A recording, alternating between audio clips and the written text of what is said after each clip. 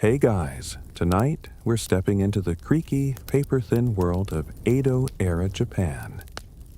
Imagine a narrow street lit only by oil lanterns, the air thick with the smell of grilled fish, smoky incense, and, less pleasantly, horses and humans who haven't discovered deodorant. You're not here as a pampered guest or a time-traveling noble. Nope. You've just woken up on a futon laid directly over straw tatami mats in the heart of a bustling merchant's district. And, honestly, you probably won't survive this. So, before you get comfortable, take a moment to like the video and subscribe. But only if you genuinely enjoy what I do here. I'd also love to know where you're watching from and what time it is there. So, drop that in the comments too. Now, dim the lights, maybe turn on a fan for that soft background hum, and let's ease into tonight's journey together. You wake to the sound of wood creaking, and someone loudly slurping tea 2 rooms away. It's 5:30 a.m., which, here, is basically midday. The paper walls around you are glowing gently with morning light, but unfortunately, they offer zero soundproofing, or privacy. You shift beneath your thin cotton futon and immediately regret it. Your neck is stiff from the wooden pillow block someone insisted was good for posture, and your left leg has gone numb from sleeping cross-legged like they do in all the woodblock prints. You sit up too fast and bump your head on a roof beam, which is both painful and deeply humbling. As you stand, your toes curl at the feeling of icy tatami mats underfoot. These are technically woven rush grass, but in this moment they feel like the surface of a frozen pond. Before you can even locate your dignity, an old woman passes by the wall. Yes, the wall, not the hallway, because again, the walls are paper. Shoji screens barely separate you from the rest of the house. She hums a short folk song and carries a tray with what looks like a pile of fish guts. You decide not to ask. Time to get dressed. You approach the neatly folded garments your host left for you. It's a kimono, or something like it, plus an intimidatingly long sash called an obi. You're pretty sure this isn't a bathrobe, but also not quite confident it isn't a trap. You slip your arms in, wrap left over right. Wait. Or was it right over left? You vaguely recall that one combination is for the living and the other is for corpses. You pause, panic, and redo it twice just in case. Now the obi. It's like trying to tie a weighted scarf around your waist using only whispered instructions from a ghost. You give up and just knot it like a belt. It looks interpretive. A mirror would be nice, but you're in 1690, not a Sephora.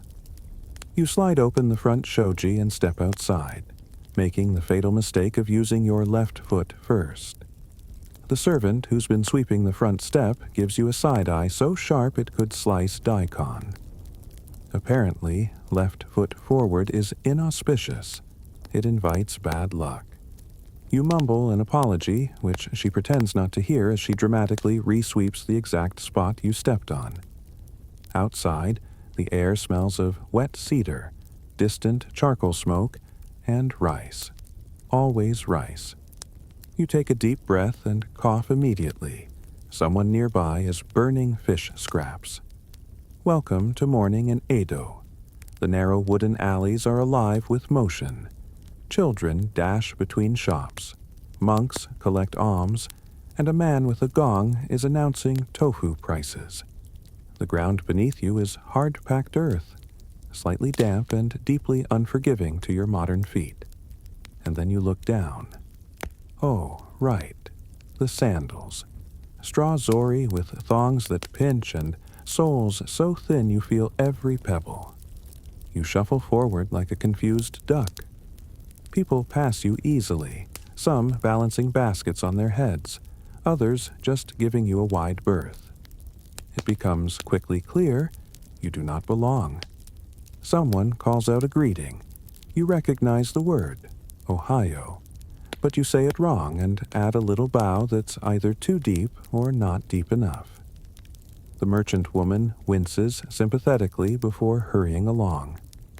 You turn a corner and get your first real jolt. Two samurai, striding toward you like minor gods in silk armor, swords at their hips, and a look of practiced indifference. You lower your eyes, step to the side, and wait. One of them gives you the smallest of nods. Maybe a thank you. Maybe a warning. You're not sure. But your stomach drops when you realize you almost made eye contact. Even though you're technically not a peasant, you are most definitely beneath them in the hierarchy.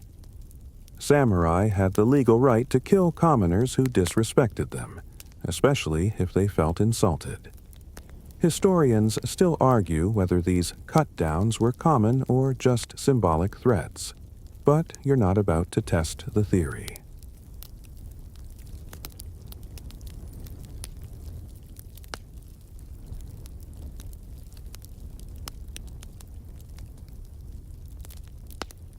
You do your best not to panic as you stroll past a neighborhood shrine, where an elderly priest rings a small bell and sprinkles water near a stone fox statue. You catch a glimpse of people placing offerings, rice cakes, flowers, even coins. It's beautiful, but your stomach's louder than your admiration. Still no food. You pause near a wooden signboard filled with painted announcements. You try to read, but it's all in old-style kanji, some of which you vaguely recognize from sushi menus.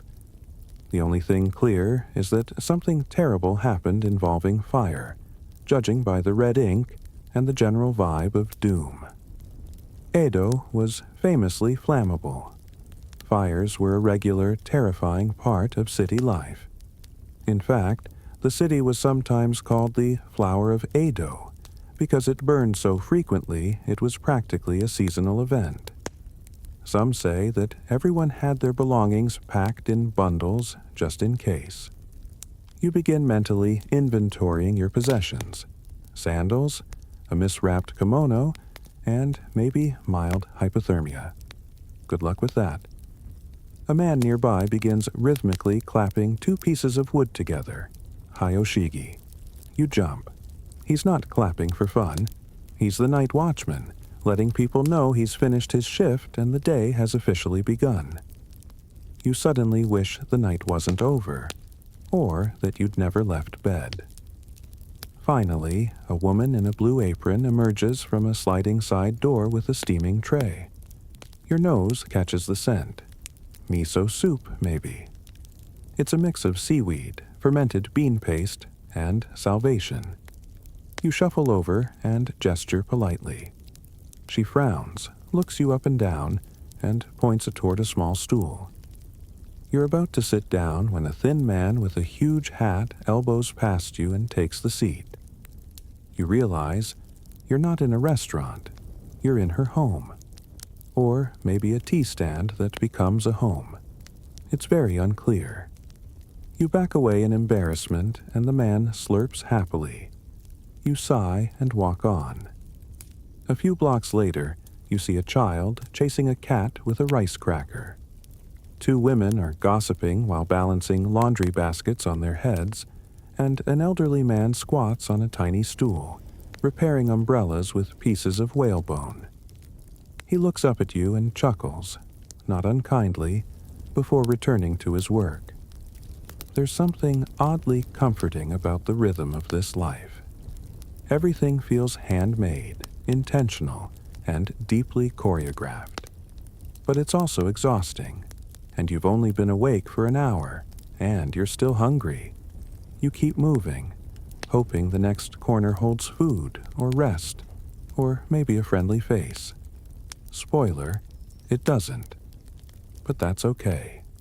You're in Edo now, and it's just getting started. You shuffle farther into the awakening city, the straw sandals doing a miserable job of protecting your feet from the gravel-strewn roads. If your arches could file a complaint, they'd be demanding better support, and perhaps a time machine back home. But the neighborhood is stretching awake now, and it's hard not to feel a little swept up in the ritual. People are performing what looks like a collective morning cleanse. Washing steps, watering potted plants made from cut bamboo stalks, and swatting dust with short-handled brooms. You try to help a young boy clear away some leaves, but the second you pick up the broom backward, his grandmother storms over, muttering what you can only assume are curses. She yanks it out of your hand, flips it around, and gestures sharply. Message received. You are officially useless. You head into the city center, where the alleys widen into bustling thoroughfares. Edo is massive. At its peak, it had over 1 million people, one of the largest cities in the world at the time, and yet the streets hum with an orderly chaos. Vendors set up their stalls, grilled eel here, fresh mochi there, and barrels of pickled everything you've never heard of. The smells are hypnotic, but slightly disorienting. Sweet soy glaze next to fermenting plums next to... is that dried squid? Eventually, hunger gets the better of your dignity.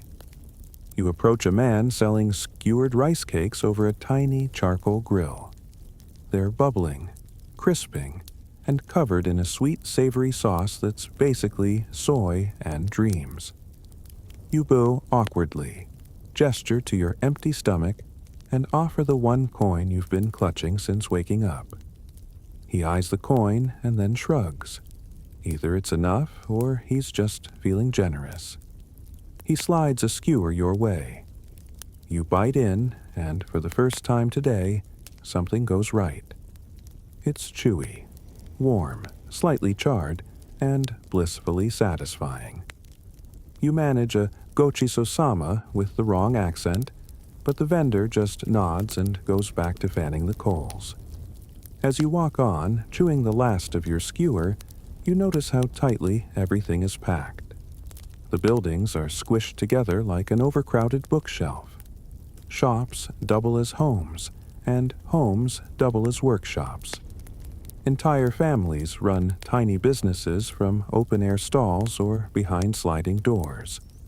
One man is selling painted fans next to his sleeping baby, while a woman nearby stirs a bubbling vat of dye with one hand and breastfeeds with the other. Efficiency is the order of the day. But even more than efficiency, Edo runs on hierarchy. You're reminded of this the moment you wander into a higher status neighborhood. There's an invisible shift. The roads get flatter, the houses more elaborate. You spot samurai again, but these ones are older, grayer, and more likely to be carrying a calligraphy brush than a sword. They walk with slow precision, their robes immaculate. You duck your head instinctively, and then a procession turns the corner, a full-on retinue escorting a daimyo lord. You freeze. He's riding in a covered palanquin, flanked by retainers with spears and servants with fans. The street clears instantly. People kneel. You kneel. It's not a suggestion. It's the law. Literally. Under the Sanken Kotai system, powerful lords had to spend alternating years in Edo, leaving their families behind as polite hostages. When they traveled, the city treated them like royalty. As he passes, you feel the collective breath of the street held tight like a drumskin. When he's gone, everyone exhales, except for one small child who accidentally stood up early and is now being scolded in 3 different dialects. You keep walking, overwhelmed but fascinated. Edo is like a living clock, gears turning, rolls interlocked, everything precise but fragile. You pass a bridge crowded with porters, barefoot men carrying baskets of vegetables, ink, textiles, even one fellow with a single giant radish held like a trophy. And then it hits you. Where are the bathrooms? This is a concern both practical and philosophical. Public toilets exist, technically, in the form of communal outhouses that serve multiple households. You spot one, a wooden shed with a politely ambiguous symbol. But here's the catch. There's no toilet paper. People use wooden scrapers, handfuls of grass, or even, according to one dubious account, smooth river rocks. You decide to hold it, indefinitely, if necessary. Besides, another problem arises. You smell terrible. You've been sweating in this multi-layer kimono like it's a personal sauna. Everyone else looks fresh, like they've just stepped out of a woodblock print. You feel like a soggy tourist. So, you go in search of a bathhouse. Edo bathhouses, sento, are everywhere, thanks to the Japanese love of communal bathing. You find one easily. A low wooden building with a painted curtain out front and a faint smell of cedar steam. Inside, the host greets you with a raised brow. You nod, point to yourself, and mime filthy with your hands. It works. He laughs and hands you a towel the size of a dish rag. You step behind a screen, undress awkwardly, and enter the washing area. It's steamy, echoing, and full of naked strangers scrubbing vigorously. You sit on a tiny stool and do your best to clean up with a bucket of tepid water and your laughably small towel. A man next to you starts singing, a cheerful, off-key folk tune about tofu. You hum along. The moment is bizarrely comforting. Then you slip, nearly collide with a wash basin, and everyone pretends not to notice. The hot bath itself is heaven, if heaven were scalding. You sink in and feel the stress of the morning dissolve. Your feet, your back, your honor, they all forgive you a little. And though no one speaks to you, you get a few approving glances. Maybe you're not completely hopeless. You linger longer than you should, finally emerging wrinkled and light-headed, but clean. Outside, the afternoon sun is high. Shadows shorten. Shops grow busier. The city's tempo shifts again. You realize it's not enough to survive here. You're going to need to belong. That means finding a role, a task, a reason not to get kicked out of the neighborhood or worse, attract the wrong kind of attention. But what can you do in a society where every gesture, every sentence structure, every bow has layers of meaning? Historians still argue whether Edo's social rigidity helped preserve peace or merely masked tension. You're leaning toward the latter. Still, you decide to make one small attempt. You join a queue outside a tea house. The server glances at you, and instead of freezing, you give your best respectful bow. Deep, slow, deliberate. She hesitates, then gestures you forward. Small victory. 1 foot in Edo. Only 23 more hours to go. You settle onto a narrow wooden bench outside a small tea house, the afternoon sun casting dappled shadows through the paper shoji doors. The aroma of roasted green tea leaves and faint incense curls lazily in the air, mixing with the distant clatter of gaita clogs and the occasional sharp bark of a vendor hawking his wares. You cradle the tea bowl between your hands, feeling the gentle warmth seep through the thin ceramic. A small island of comfort in the midst of the city's frenetic energy.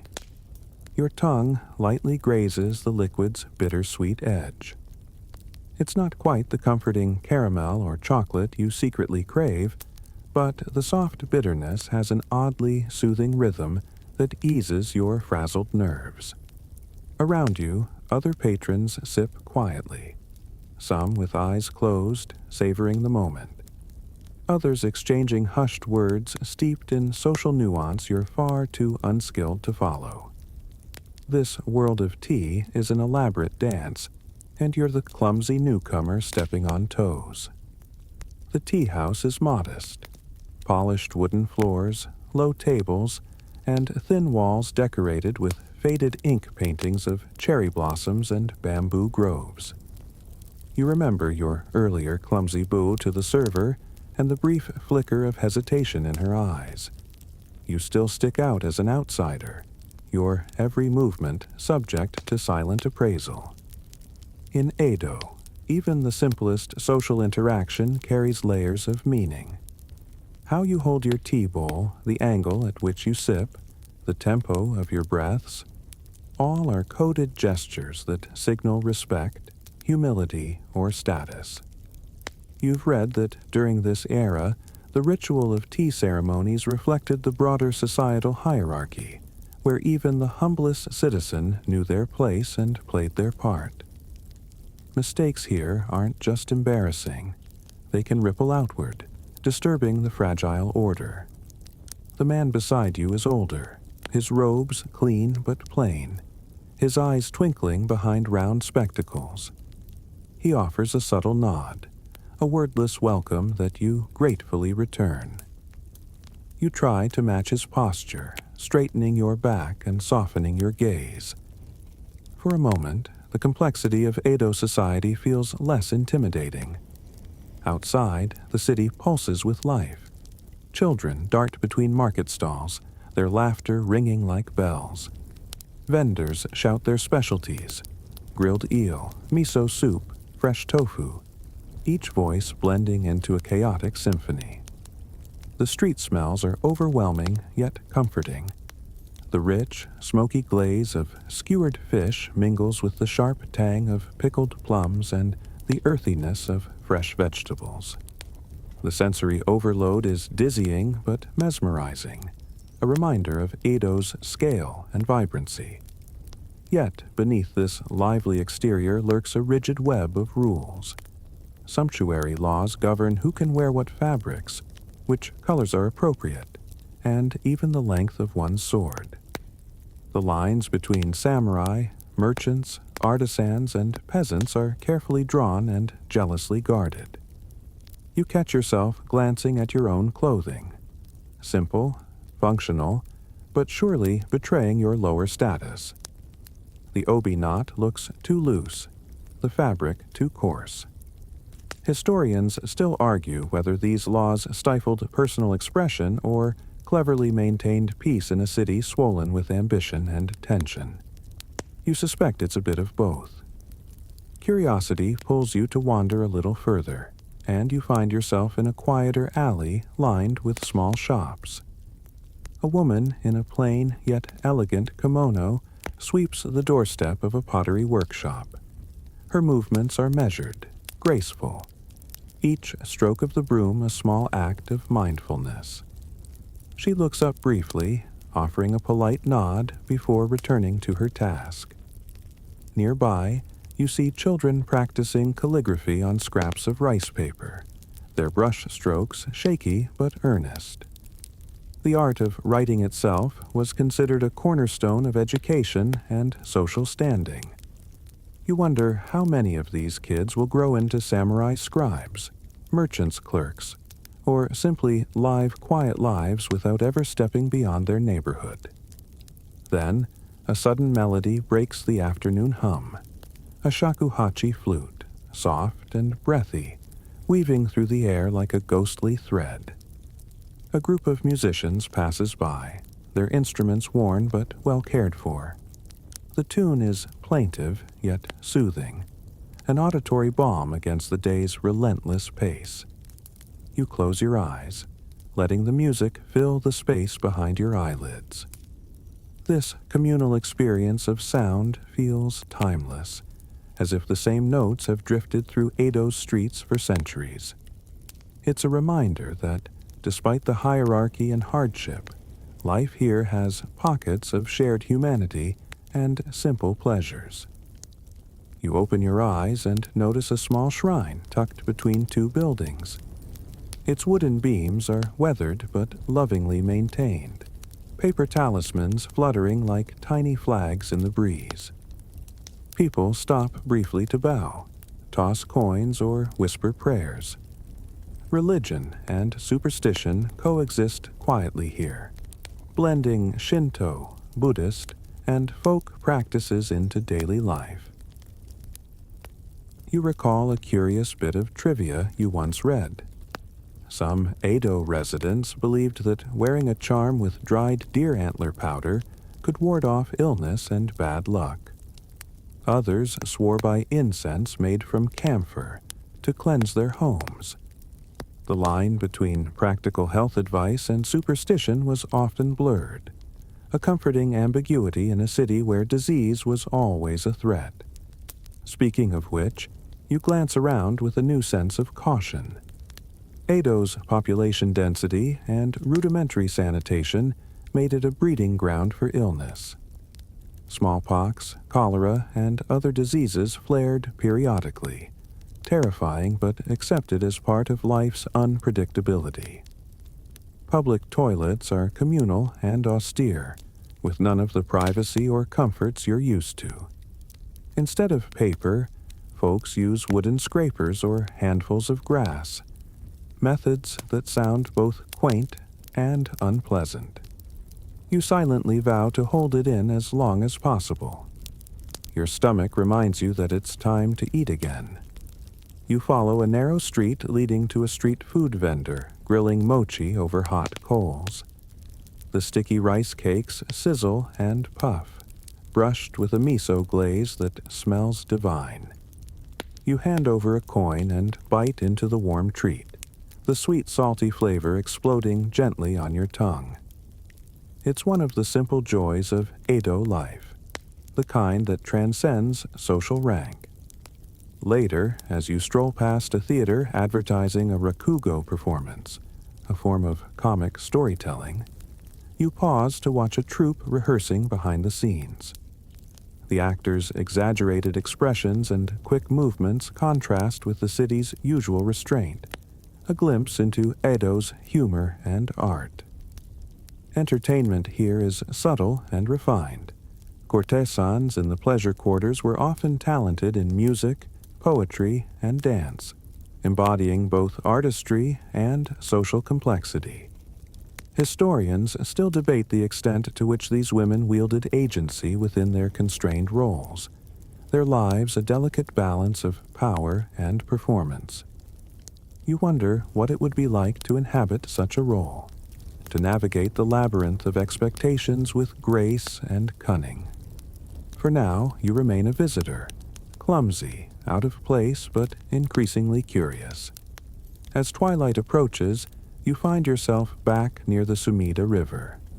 The water glistens softly under lantern light, reflecting a city that never truly sleeps. You watch as boats drift by, their fishermen hauling in nets filled with river fish. The smell of fresh water mingles with the faint smoke of cooking fires.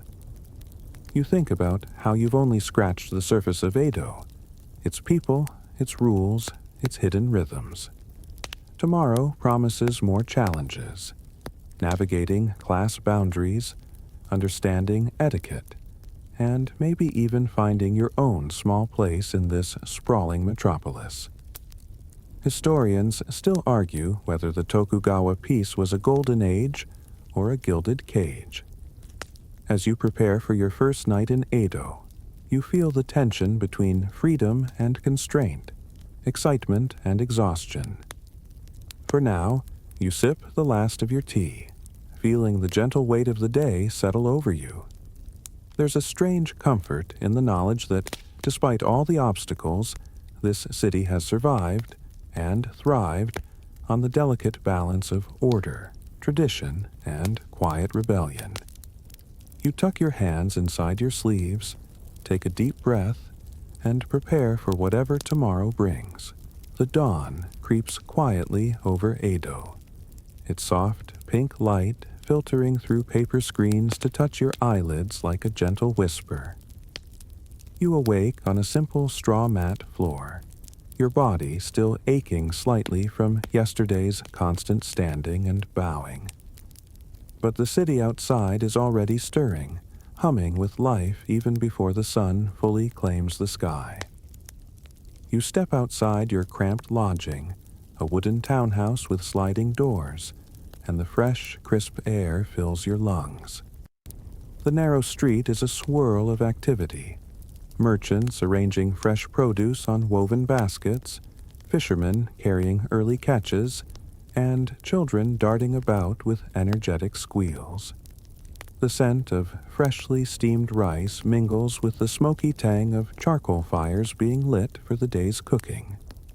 Edo's mornings are a symphony of small sounds, the rhythmic tapping of wooden clogs, whispered greetings, and the faint clatter of geta striking uneven pavement. It's a world where every gesture, every sound carries meaning. You are reminded again of how tightly controlled life is here. Even the hours of the day follow precise patterns. The city's daily routine, organized around the rising and setting sun, dictates when shops open, when officials begin their rounds, and when samurai take their morning drills. As you wander down a side alley, you glimpse a group of workers washing the street with buckets of water. It's a small but vital ritual. Cleanliness in public spaces was seen as essential, both for health and social order. You recall reading that Edo had surprisingly advanced sanitation measures for its time, including public bathhouses and organized waste removal systems. Still, the reality could be less pleasant. Streets often flooded during the rainy season, mixing clean water with sewage in a dangerous cocktail. Children played barefoot, undeterred by the muck, while adults skillfully navigated the wet stones. Historians still debate whether these efforts were sufficient to prevent the many epidemics that periodically swept through the city. Your stomach growls, reminding you it's time for breakfast. You follow the enticing aroma of grilled fish to a tiny stall where a cheerful woman serves up steaming bowls of okayu, a rice porridge that looks both humble and comforting. She ladles the creamy mixture into wooden bowls, topping each with pickled vegetables and a sprinkle of seaweed flakes. You sit on a low stool, feeling the warmth of the bowl seep into your hands.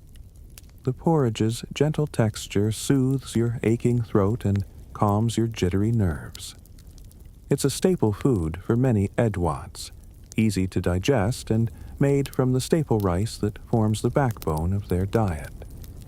Nearby, a samurai in polished armor strides past, his presence commanding quiet respect.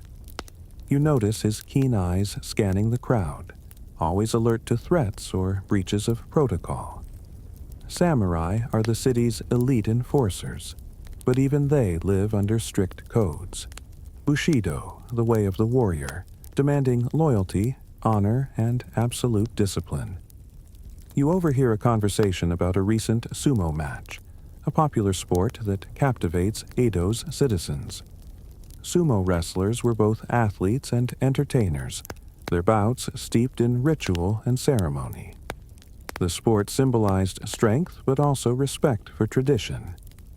You imagine the powerful athletes preparing for their matches, bodies taut and focused, beneath the quiet streets you now traverse. As the morning progresses, you decide to visit a nearby Komuso monk, known for their distinctive basket-shaped hats and haunting flute melodies. These wandering mendicants practice Zen Buddhism and are famous for their meditative shakuhachi flute music, which they believe purifies the spirit. You watch the monk carefully as he plays a slow, soulful tune, the haunting notes drifting across the garden. The music seems to dissolve the busy city noise, weaving a thread of calm through your scattered thoughts. You learn that these monks were once samurai, who turned to spirituality after surrendering their swords during the Tokugawa peace. Their flute playing is more than music. It's a moving meditation, a sonic path to enlightenment. Historians still argue whether their presence was purely spiritual or if they held subtle political roles within Edo's society. Curious, you ask a passerby about Edo's medicine. They explain that traditional herbal remedies and acupuncture were common, but Western medicine was beginning to trickle in, creating a strange blend of old and new practices. The city's doctors often faced skepticism, but also curiosity. One popular remedy involved applying thin slices of raw fish to wounds to reduce inflammation. An odd practice by modern standards, but embraced here. You pause near a market stall selling silk fabrics. The luxurious textiles are prized not only for their beauty, but for their role in the social hierarchy. Wearing silk marked one's status, but the city's strict sumptuary laws carefully regulated who could don which materials. A commoner caught flaunting silk could face serious consequences. You imagine how frustrating that must be. Wanting to express yourself, but being restrained by invisible chains woven into fabric and etiquette. Your stroll leads you to the riverbanks, where merchants unload crates of fresh seafood and bundles of vegetables. Fishermen shout as they sort their catch. Crabs, eels, and fish glisten on ice beds. The river is a lifeline, not just for food, but for transportation and commerce. As you watch, a boatman steers a small vessel loaded with barrels of sake. Drinking sake is a common social practice in Edo, both a way to unwind and a ritual binding business deals or friendships. You decide to try some at a nearby tavern. The wooden building smells faintly of smoke and fermented rice. The tavern's low lighting and narrow tables create an intimate atmosphere, where strangers quickly become companions. You sip the warm sake, its sweet and slightly sharp flavor a pleasant surprise. Across the table, a merchant tells you about ukiyo-e prints, colorful woodblock images depicting everything from landscapes to kabuki actors. These prints are affordable art for the masses, a snapshot of Edo's culture and daily life. Owning a favorite print is like carrying a piece of the city's soul. You realize how much the city thrives on layers: art, commerce, tradition, and strict social codes all interwoven in a delicate balance. It's exhilarating and exhausting. As the day wears on, the heat rises, and you find refuge in a public bathhouse. The communal nature of bathing here is both refreshing and intimidating. Naked bodies move quietly through steamy rooms, the air thick with the scent of pine and soap. Bathhouses are social hubs, places where class barriers soften, and conversation flows freely, sometimes more than you expected. You recall a quirky detail.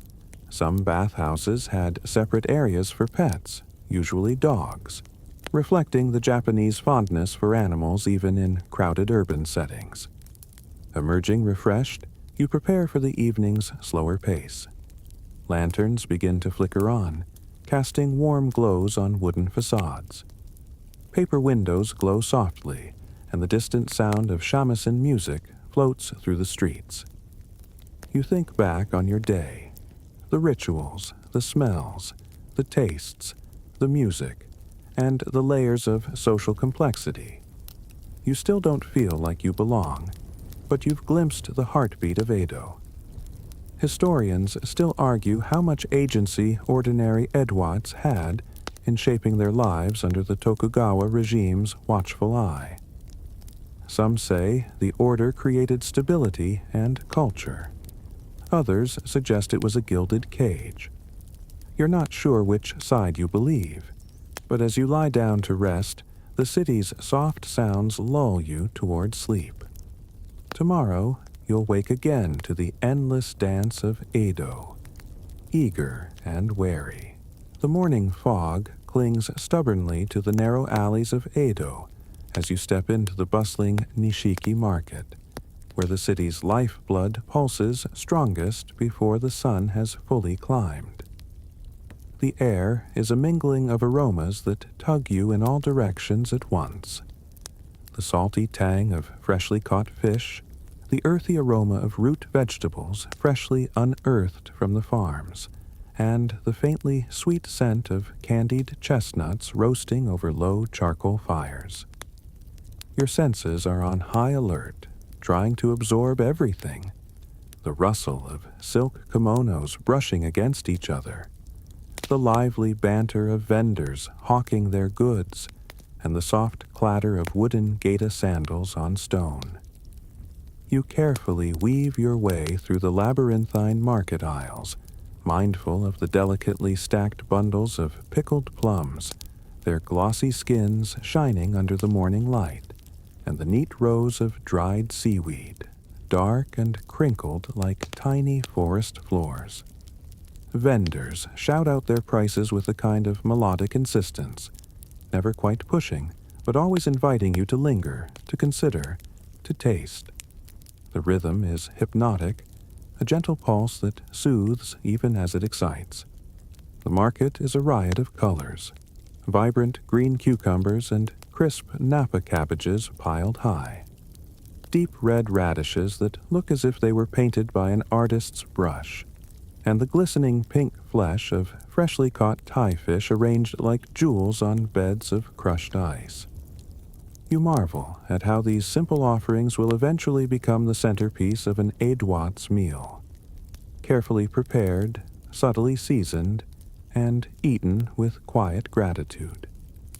Your stomach rumbles, a reminder that even the most curious traveler must bow to basic needs. The scent of Odin, a warming winter stew simmering gently in a large iron pot, draws you in like a siren's call. You watch with fascination as the vendor dips chunks of silky tofu, tender daikon radish, and boiled eggs into a steaming bowl, ladling over the savory broth with practiced grace. The dish is humble yet profound, its flavor a slow dance of soy, fish stock, and sweet mirin that feels like a warm hug on a chilly morning. You sit down on a worn wooden bench nearby, the bowl warming your hands against the early chill. Each spoonful soothes your throat and calms your jittery nerves. Odin isn't just food. It's comfort, ritual, and history all simmered into one. It's what a mother might have fed her child, a traveler might have sought on a cold night, a merchant might have grabbed before the day's busiest hours. Nearby, an elderly man delicately dips a skewer of grilled eel into a thick, glossy soy glaze. The aroma is intoxicating, sweet, smoky, and deeply savory. Eel was considered a delicacy, especially prized during the dog days of summer when it was believed to restore energy and vitality. You imagine the layers of flavor, crisped skin giving way to tender flesh, the slight bitterness of the char, and the rich glaze tying it all together. You overhear snippets of conversation between merchants and townsfolk. They discuss the upcoming Cherry Blossom Festival, a brief, beautiful respite from Edo's strict order. The streets will fill with paper lanterns, the air thick with the scent of blossoms and roasted chestnuts. Kabuki theaters will flood with eager audiences, and merchants will hawk their seasonal wares. It feels like the city's one moment to breathe freely. The market is not merely a place to buy food, it's a crossroads of society. Farmers from the countryside arrive with their fresh produce, artisans display their wares, and merchants broker deals that ripple through Edo's economy. The social layers mingle here, though always carefully defined by subtle gestures and unspoken rules. Haggling is rare. Trust and reputation are currency. You recall reading that guilds played a crucial role, ensuring quality and fairness, but also keeping outsiders at bay. A few stalls down, your attention is captured by a display of amigurumi, tiny silk thread toys painstakingly crafted into animals and mythical creatures. These miniature sculptures, delicate and colorful, are sold as charms believed to bring good luck and ward off evil spirits. You hold a tiny silk crane, marveling at the craftsmanship and wondering who might have made it, and for whom. Nearby, a group of young apprentices cluster around a potter's wheel, eyes wide as the master shapes wet clay into elegant tea bowls. The air smells faintly of damp earth and smoke. Pottery in Edo wasn't just craft, it was an art form that carried social weight. Ceramics decorated the homes of the wealthy and the humble alike, and prized kilns competed fiercely to perfect glazes and shapes. Some families guarded their techniques jealously. Historians still argue how much these artisans influenced cultural identity beyond their craft. You wander toward a small shrine nestled between two shops, its moss-covered stone lanterns standing silent sentinel. Offerings of rice, sake, and incense sit before the worn statues. Locals bow quietly, whispering prayers for good health, business success, or safe childbirth. The mingling of Shinto and Buddhist traditions creates a spiritual undercurrent that flows beneath everyday life, a soft hum of faith and superstition. Suddenly, the deep, resonant beat of taiko drums ripples through the market. A troupe is setting up for a performance, their large drums gleaming in the morning light. You watch as they warm up, the muscular players moving in sync, striking the drums with wooden sticks in powerful, precise rhythms. The sound vibrates through your chest, primal and exhilarating, a force that transcends language and culture. Taiko drumming was both entertainment and spiritual practice, a way to call forth energy and focus. You picture how these beats might have echoed through Edo's streets during festivals, weaving the community tighter with every pulse. As the sun climbs higher, vendors begin packing away unsold goods, exchanging jokes and promises to meet again tomorrow. You feel a bittersweet satisfaction in having witnessed this vibrant tapestry of life, with all its richness and contradictions. Yet, you sense undercurrents of hardship, the long hours, the unyielding social hierarchies, and the constant need to balance survival with propriety. You wonder how many of these market workers dream of a different existence, far from the noisy crowds and narrow alleys. Historians still debate whether Edo's commercial prosperity genuinely improved lives or simply entrenched new inequalities. The truth, as often, lies in the tangled middle. Leaving the market behind, you feel the city's rhythms becoming a little less alien, its patterns more intelligible. Still, surviving even a single day here demands more than curiosity. It requires resilience, sharp instincts, and a careful respect for the invisible rules that govern everything. As you step onto a bridge overlooking the slow-moving river, watching merchants load barrels of sake onto boats bound for distant neighborhoods, you realize the city is alive, not just in its people, but in its water, its rituals, and its stories, waiting for you to find your place or, at least, survive the day. You step away from the lively market and begin wandering into the tightly packed residential quarters of Edo, where wooden townhouses called machiya line narrow streets like dominoes set in careful rows. The air here is cooler, shaded by overhanging eaves, and the scent of incense curling from small altars nestled between sliding paper doors. The faint creak of shoji screens opening and closing sounds like whispered secrets as families start their days. The architecture is a patchwork of wood and paper, designed less for grandeur than for practical living.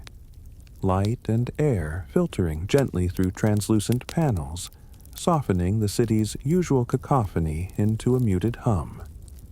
You notice how tightly these homes cling together. Privacy here is a fragile dream, easily shattered by the sounds of neighbors or the shifting sunlight.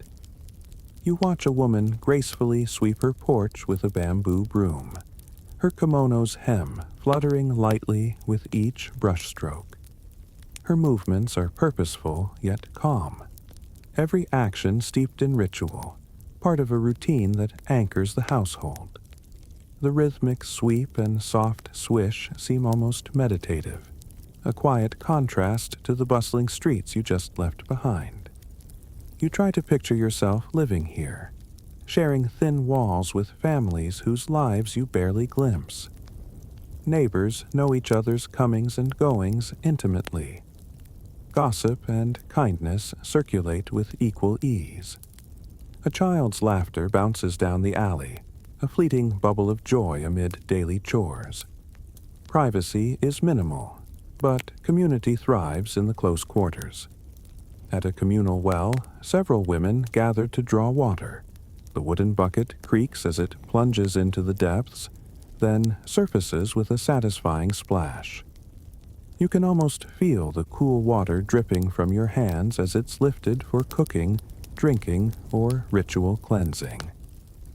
Fetching water isn't just a simple task here. It's a necessary chore demanding strength and patience, especially during sweltering summers when wells ran perilously low. Nearby, the faint sound of wooden balls clicking together catches your attention.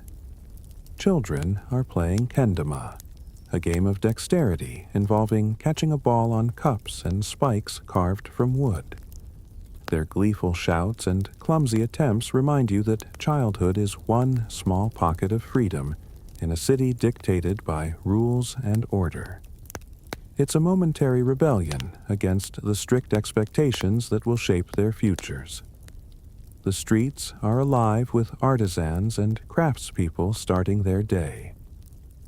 You catch sight of a woman folding silken fabric with care, preparing textiles dyed in rich indigos and crimsons that will one day become kimonos worn by Edo's residents. Textile dyeing was a revered skill, a blend of chemistry and artistry handed down through generations. You wonder about the family stories woven into each delicate fold, the lives behind the shimmering cloth. Further along, a craftsman hammers delicate metal fittings onto a sword sheath, his motions precise and practiced. Though samurai carried swords as badges of rank and authority, artisans like this were the silent backbone, crafting tools and weapons that shaped Edo's identity. His brow is furrowed with concentration, the rhythmic clang of metal on metal like a heartbeat underscoring the city's pulse. Life in Edo's neighborhoods was a careful choreography, a constant balance between tradition and necessity. Households functioned as tight economic units, blending work, family, and community. Yet, beneath the surface, social hierarchies were strictly enforced. The chonin, merchants and artisans, weren't allowed to wear samurai-style clothing or carry swords, reminders of their place in Edo's complex caste system.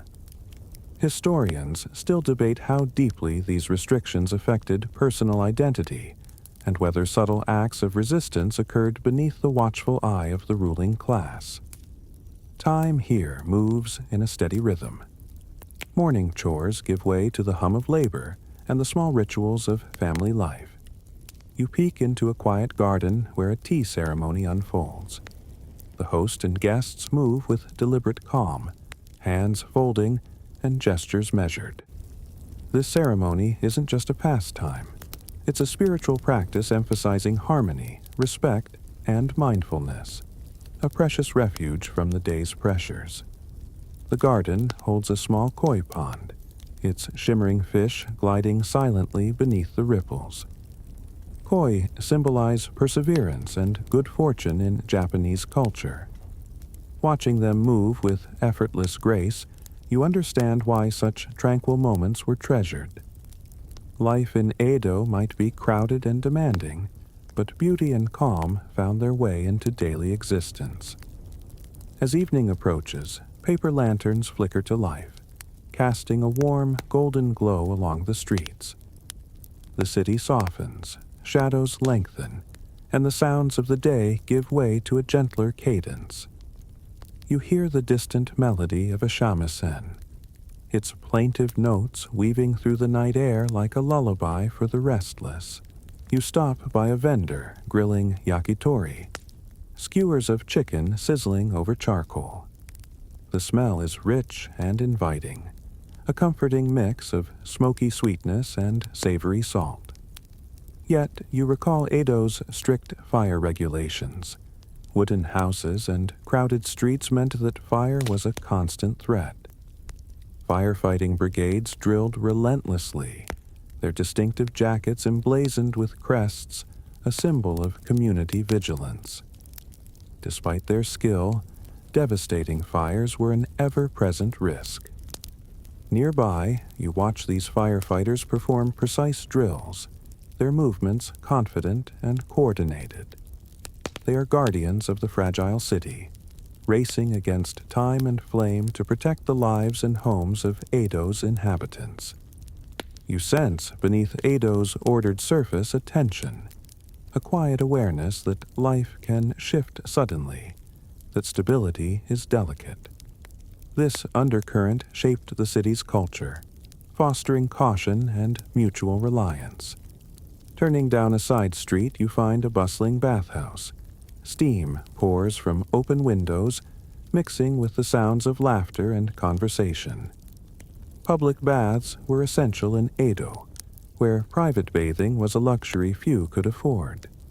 Here, in the warm, cedar-scented rooms, the city's residents found physical and social refreshment. Bathing was more than hygiene. It was a ritual, a chance to unwind, socialize, and momentarily transcend the rigid social boundaries outside. You imagine the soothing warmth enveloping tired muscles, the stories exchanged across steamy benches, the shared moments of quiet camaraderie.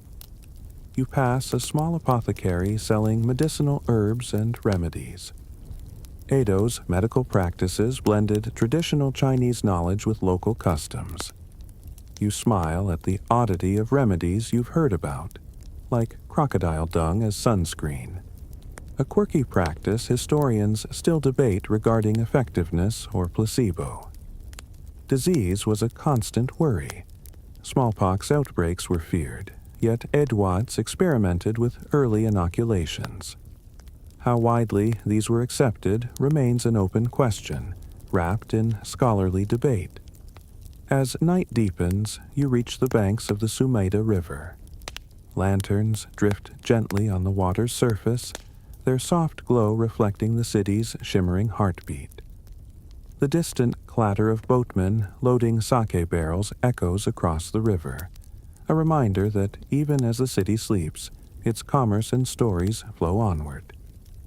Living even one day in Edo requires endurance and grace, a delicate navigation of strict rules and fleeting freedoms. The city's beauty and order are inseparable from its challenges and constraints, weaving a complex tapestry you can only begin to unravel. You take a deep breath of the cool night air, feeling the pulse of Edo in your veins, a city alive in every sound, scent, and shadow, waiting for you to find your place or simply survive another day. You wake to the early murmur of Edo stirring, the city's heartbeat pulsing softly through the wooden slats of your modest room. Outside, merchants are unfurling their canvas awnings, their voices rising and falling in a soothing rhythm that feels as natural as the morning breeze. The scent of freshly brewed green tea mingles with the faint smoke drifting from charcoal braziers, painting a calm portrait of the city waking. This daily chorus is Edo's gentle alarm clock, coaxing you into the routines that sustain its millions. your first task of the day might be fetching breakfast, and in Edo, food is as much about ritual as nourishment. You step toward a bustling yatai stall, where a vendor carefully ladles steaming bowls of okayu, a comforting rice porridge, thick and warm. It's plain, but perfect for quiet mornings when your stomach demands gentle coaxing. The porridge bubbles softly in an iron pot, the aroma faintly sweet, tinged with hints of simmered seaweed and salted plum. You watch as a regular dips pickled vegetables into his bowl, their crisp tang adding a welcome contrast. Meals in Edo were simple yet balanced, a reflection of seasons and social class. Rice, fish, fermented vegetables, and soy products formed the backbone of most diets, with regional variations adding color and texture. Behind this apparent simplicity, there was a world of subtle flavors and carefully preserved traditions. You might even find a vendor selling tsukudani, tiny fish or seaweed simmered in sweet soy sauce, a sticky, savory treat that sticks to your fingers, demanding careful licking afterward. Food preservation was an art here. You learn that narazushi, a type of fermented sushi, involves packing fish in salt and rice, then burying it underground for months. The resulting tangy, pungent flavor is an acquired taste today, probably even more so back then. Historians still argue whether such preservation methods were driven more by necessity or cultural preference, but either way, it kept Edoites fed and connected to their culinary past. As you sip your tea, you can't help but notice the ritual precision of the city's food culture.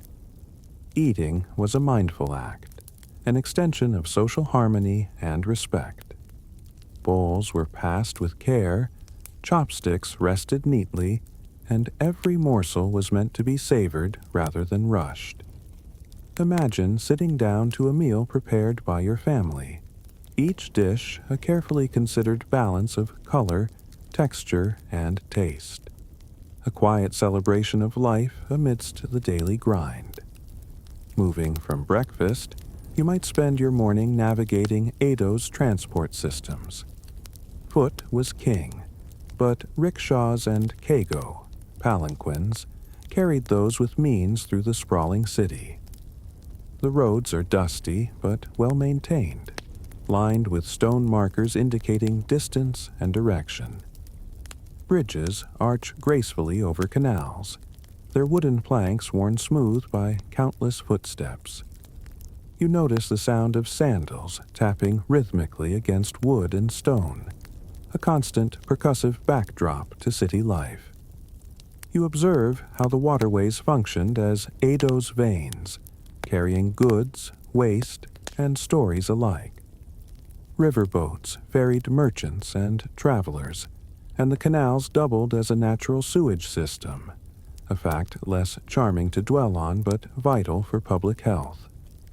The smell near the canals is a complex mix, fresh water mingled with less pleasant undertones, an olfactory reminder of the city's bustling and imperfect reality. Sanitation was a pressing concern. Edo was one of the largest cities in the world, and managing waste without modern plumbing required ingenuity. Public latrines were common, often communal and surprisingly sophisticated, but privacy was minimal. You imagine the awkwardness of navigating these shared spaces, hoping not to make eye contact while doing your business. These toilets, often built over canals, flushed waste directly into the waterways below, a system both efficient and a source of occasional outbreaks. Historians still debate how much the city's size and density contributed to recurring epidemics. You come across a bustling laundry district, where women scrub clothes in the river's shallows. The constant clatter of wooden paddles striking fabric and the smell of soapwort fill the air. Clothes were more than mere garments. they signaled one's social status and occupation. The effort to maintain clean, crisp robes was a daily challenge that carried both practical and symbolic weight.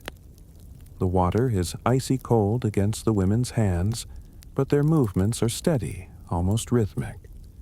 A dance of labor performed under the watchful eyes of neighbors and curious children. By mid-morning, your journey takes you past an open-air theater where performers rehearse. Kabuki, with its flamboyant costumes and exaggerated gestures, is rapidly gaining popularity. You watch as actors perfect their movements, balancing grace and intensity. The art form's rise represents a shift in Edo's cultural landscape, a move toward entertainment accessible to all classes, offering a vivid escape from daily hardships. You spot a young apprentice tripping over his oversized sleeves, and a ripple of gentle laughter bubbles through the gathered crowd. Yet, Kabuki was not without controversy. Authorities often censored performances, wary of subversive themes or risque content. The subtle politics behind what was allowed on stage and what wasn't add layers of intrigue to the city's nightlife. Historians still debate how deeply Kabuki shaped popular attitudes versus simply reflecting them. But there's no doubt it was a defining feature of Edo culture. At a nearby bookshop, you glimpse stacks of ukiyo-e woodblock prints, vibrant scenes capturing everything from landscapes to famous actors. These prints were affordable art for commoners, a way to glimpse the world beyond their narrow daily routines.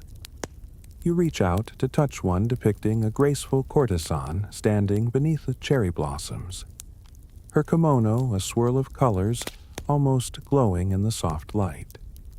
Owning such prints was a form of quiet rebellion, a connection to beauty amid austerity. As afternoon settles in, you might visit a chaya, a tea house serving not just tea but also light meals and entertainment. Here, merchants and travelers pause to rest, exchange news, or enjoy brief diversions from their labors. The ambiance is calm yet lively, the chatter blending with the clink of ceramic cups and the soft strumming of a koto. You imagine sitting at a low wooden table, the warmth of a freshly poured cup of matcha comforting your hands, the earthy bitterness settling your mind. You consider how Edo's social spaces balanced relaxation and obligation. Even leisure had its rules, manners, conversation topics, and dress codes carefully observed. Slipping too far outside these could invite subtle rebukes or social isolation. It's a world where even rest is choreographed, where every moment reinforces your place in the city's grand design. As the sun begins to lower, you hear the rhythmic call of street vendors hawking grilled fish and sweet rice cakes. The scent of caramelizing sugar and salty smoke weaves into the evening air, tempting your senses. Children practice calligraphy under the watchful eye of their teacher, dipping brushes in ink and carefully tracing characters on rice paper. Education was highly valued, especially among merchant families seeking upward mobility, yet access was limited and deeply gendered. Boys learned reading, writing, and arithmetic, while girls often focused on household skills and etiquette. Historians still argue about how education's reach and quality varied across Edo's sprawling population. You feel the pull of the day's end approaching, the promise of rest mingling with the lingering demands of community and duty. As lanterns light the streets and shadows lengthen, you realize how entwined life in Edo is with cycles of work, play, and social order. The city hums softly now, its frenetic daytime energy replaced by a gentler, reflective pace. Would you last a day living this rhythm? The city moves steadily, its demands both clear and unyielding. Yet its simple pleasures, the warm porridge, the gliding koi, the laughter at the communal well, offered a soft cushion against the weight of survival. Life here is a delicate balance of endurance and grace, tradition and change. You inhale deeply, filling your lungs with the mingled scents of wood smoke, cherry blossoms, and brewing tea. Around you, the city settles into evening's embrace, a living tapestry woven from thousands of quiet moments like this one. The evening settles softly over Edo, and you feel the day's intensity fold into a gentler, quieter rhythm. The city's streets, once bustling with merchants and laborers, now glow under the warm flicker of paper lanterns swaying gently in the night breeze. Their soft light pools across weathered wooden facades and the polished stones of narrow alleyways, casting shadows that dance like delicate spirits invited to this nightly procession. The air is cooler now, carrying a subtle mingling of incense from neighborhood shrines, the faintest hint of sea salt drifting inland from Edo Bay, and the lingering aroma of grilled street food, a melange as complex as the city itself. You find yourself drawn toward the famed yukaku districts, the legally sanctioned quarters of pleasure, where the city's social strictures relax just enough for the art of entertainment to flourish.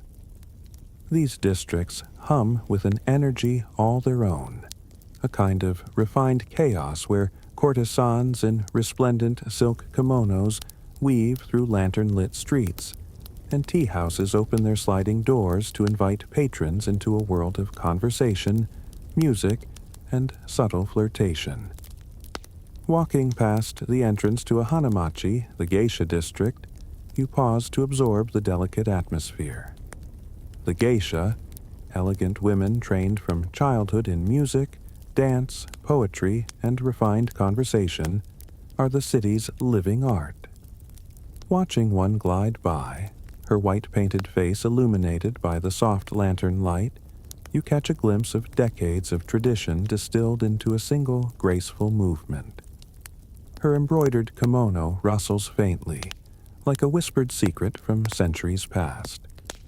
The geisha's role was not merely entertainment, she was a cultural anchor, a symbol of beauty and poise amidst Edo's relentless pace. But life as a geisha was far from a carefree dream. Training began in early childhood, often at ages as young as 5 or 6, under the watchful eye of stern mentors.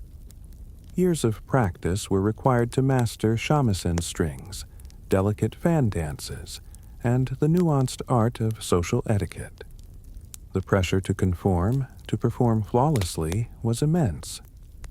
You might imagine the exhaustion beneath the painted facade, the quiet moments of doubt behind the elaborate hairstyles.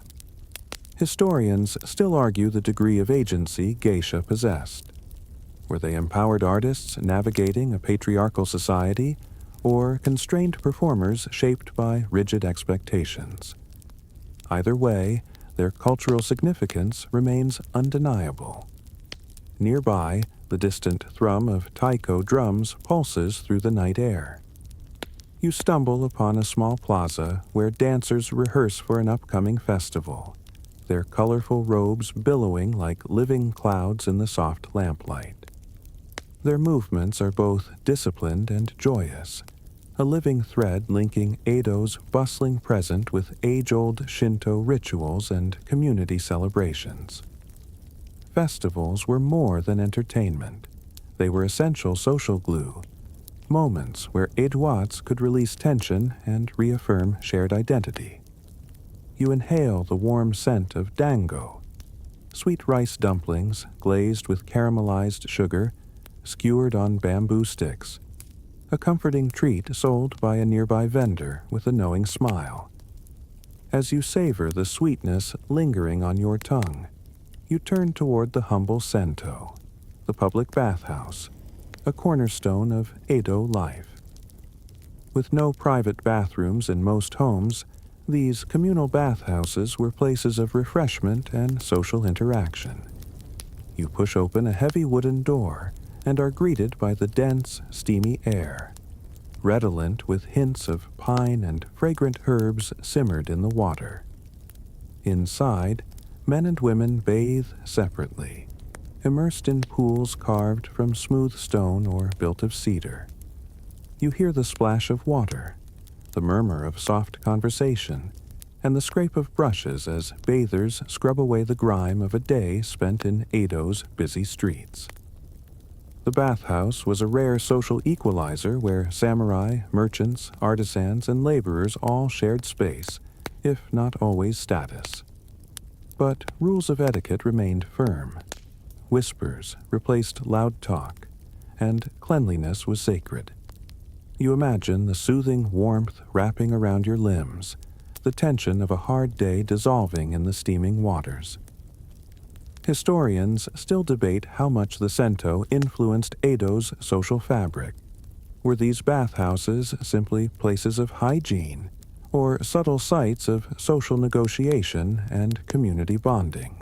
Leaving the bathhouse refreshed, you wander toward a Terracoya, the local temple school where Edo's children gather after daylight hours.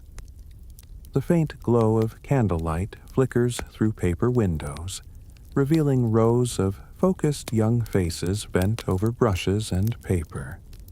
Boys practice calligraphy and arithmetic, while girls often receive less formal instruction focused on domestic skills and social graces. A sharp reminder of Edo's gendered educational divide. The gentle scratch of brushes on rice paper and occasional whispered corrections create a lullaby-like backdrop.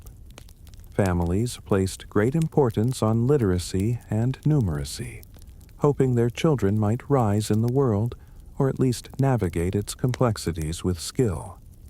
Education, however, was not universal. Many children, especially those from poorer families, never attended Terracoya regularly, instead joining the ranks of apprentices or laborers early. The city's rapid growth complicated schooling access, sparking ongoing debate among scholars about Edo's literacy rates and how education shaped social mobility. Night deepens as you stroll back through winding streets now quiet save for the distant clatter of a mikoshi, a portable shrine carried during festivals, being stored away until the next celebration. The air is crisp, the scent of fallen leaves and damp earth blending with the ever-present smoke of charcoal heaters. You notice families gathering in small courtyards, their voices low and contented. The day's hardships softened by closeness and routine. You reflect on how Edo's nights were a mirror of its days, structured, communal, layered with rituals that balanced individual need and social order. Even as the city rested, its pulse never quite stopped. Lantern light reflected in slow-moving canals, koi fish stirred beneath the surface, and the faint rustle of silk suggested someone preparing for tomorrow's duties. Would you last a day, or rather a night, in this delicate balance? The city demands grace, endurance, and a kind of quiet vigilance. Yet its beauty, the soft lantern glow, the shared laughter in the bathhouse, the music of festival drums, offers a gentle balm. Life in Edo was never easy, but it was rich in textures, rhythms, and moments of unexpected warmth. You breathe deeply, letting the cool night air mingle with the lingering sweetness of dango and pine. Around you, Edo's timeless dance continues, always moving, always inviting, always demanding a steady heart and patient feet. The first pale light of dawn creeps softly over Edo, filtering through paper sliding doors and wooden lattice windows, casting long, quiet shadows across narrow streets. The city awakens slowly, like a great beast stirring from slumber, its breath carrying the mingled scents of wood smoke, fresh dew, and distant salt from Edo Bay. You stand on the worn wooden steps of a townhome, the cool morning air crisp against your skin, and listen. Somewhere, a rooster crows, though in Edo the birdsong is often drowned beneath the hum of human life already beginning to stir. You step outside into a world transforming from stillness to motion. Footsteps patter along the stone-paved streets. Merchants roll wheeled carts creaking under their loads, and the low murmur of voices drifts through the air like threads of a tapestry weaving the city together. Vendors set up their stalls in bustling markets, shouting softly to announce the day's fresh goods. You are drawn to the central fish market, one of Edo's beating hearts, where the city's diet, both humble and rich, is sorted and sold each morning. At the market, pungent aromas fill the air, briny seaweed, fresh fish whose eyes glisten with the freshness of the ocean, and the slightly sweet, yeasty smell of freshly steamed rice. The cacophony of cries from sellers hawking their wares mingles with the rhythmic chopping of knives slicing fish and vegetables on wooden blocks, creating a symphony of commerce. You watch fishermen unload crates heavy with the day's catch. Mackerel, sea bream, and eel, all destined for Edo's tables. Despite the abundance, food was often a carefully rationed luxury for many Edo residents. Rice, the staple of the Japanese diet, was precious and costly. So many families mixed it with barley or millet to make it stretch. Simmered vegetables and pickled delicacies supplemented meals, while dried or fermented fish provided protein in leaner times. Winters were especially hard. Food scarcity was a constant concern. The resourcefulness of Edo's cooks was remarkable, turning modest ingredients into flavorful dishes that soothed both hunger and spirit. You notice a vendor selling funazushi, an ancient form of sushi that predates the modern variety.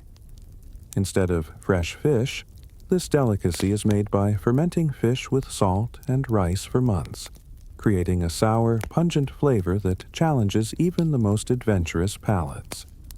You try a cautious bite, the strong tang lingering on your tongue, a taste of Edo's layered culinary past. Few today appreciate this old-fashioned treat, yet it whispers secrets of Edo's food history. Beyond the market stalls, tea houses begin to open their doors. Here, matcha, finely powdered green tea whisked into frothy perfection, is served alongside delicate sweets designed to temper the tea's natural bitterness. The tea ceremony, more ritual than mere refreshment, was a practice in mindfulness and respect, slowing the hectic pace of Edo life for moments of calm and contemplation. You imagine the careful gestures, the slow pouring of water, the soft hum of conversation, the quiet appreciation of simple beauty. Could this have been an early form of relaxation therapy, centuries before mindfulness became fashionable in the West? As you leave the markets behind, the city's artisans begin their day. Shops selling pottery, lacquerware, and textiles come alive with the clinking of tools and the soft rustle of fabric. A fan maker sits bent over his workbench, carefully assembling delicate bamboo ribs with thin sheets of washi paper, crafting fans both functional and beautiful. These fans, used to cool to communicate subtle signals in social settings or as props in traditional dances, are small marvels of Edo craftsmanship. Edo's guild system regulated these crafts tightly. Membership controlled who could produce or sell certain goods, preserving quality, but also creating barriers for new artisans. Secrets of technique passed down from master to apprentice ensured traditions endured, but historians still argue whether this system encouraged innovation or maintained a rigid status quo. Mid-morning calls you toward education, where children gather at Terakoya, neighborhood temple schools. Inside, rows of students sit on tatami mats, brushes in hand, copying kanji characters from well-worn scrolls. Boys typically study classical literature, writing, and arithmetic, striving for literacy and skills that could raise their social standing. Girls, meanwhile, often received more informal lessons, focused on practical skills like sewing, manners, and household management, highlighting the gendered educational divide. Outside the school, children play traditional games like kamari, where they skillfully kick a ball without letting it touch the ground. Their laughter rings out, a bright counterpoint to the disciplined focus within the classrooms. These games, like the lessons inside, teach coordination, cooperation, and patience, the qualities valued in Edo's society. Education wasn't universal or guaranteed, however. Many children, especially from poorer families, began apprenticeships or labor work early, missing regular schooling. Scholars still debate Edo's literacy rates and the impact of education on social mobility. But there's no doubt that learning held promise for many families eager for a better future. As the sun climbs higher, Edo's intricate social fabric becomes more evident. Samurai in crisp robes navigate the streets with deliberate grace. Merchants haggle over wares with sharp eyes. Artisans shape their crafts with quiet pride. And farmers arrive with produce fresh from the countryside. The city is a bustling mosaic of classes and roles, each aware of their place and the unwritten rules that govern interactions. You wonder, could you keep pace in such a place where every gesture might carry meaning and every moment demands attentiveness? Edo's beauty was in its details, in the steady hum of everyday life, the blending of tradition and change, the balance of order and joy. Breathing deeply, you absorb the morning's scents, the smoke from hearth fires, the fresh greenery of market stalls, and the subtle sweetness of steamed rice. Around you, the city pulses gently but insistently, a living reminder that even the most routine days in Edo were rich with complexity and quiet wonder. Would you last a day in a city that required both resilience and subtlety?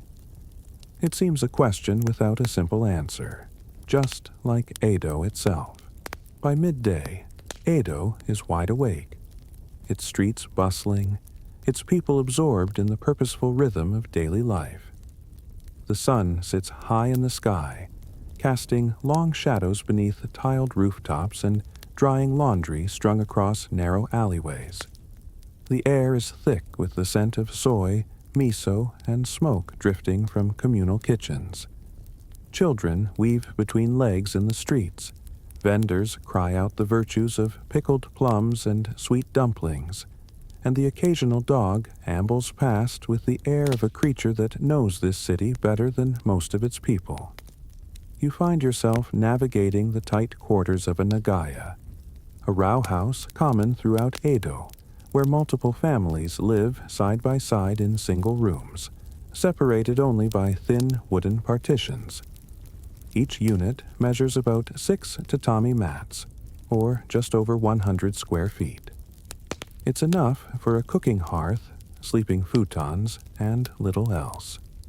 There's no plumbing, no privacy, and every movement of your neighbor is audible through the walls. Not ideal if you're used to modern space or silence. The shared courtyard becomes the social hub of the nagaya. Here, neighbors gather to wash clothes, draw water from the communal well, or sit on overturned buckets and gossip while peeling vegetables. It's communal living in the truest sense. There are no secrets in the nagaya, only whispered confidences and the occasional sharp argument about misplaced sandals or overly loud singing. You join a group of women pounding rice into mochi, their wooden mallets rising and falling in perfect rhythm, laughter rising between each thud.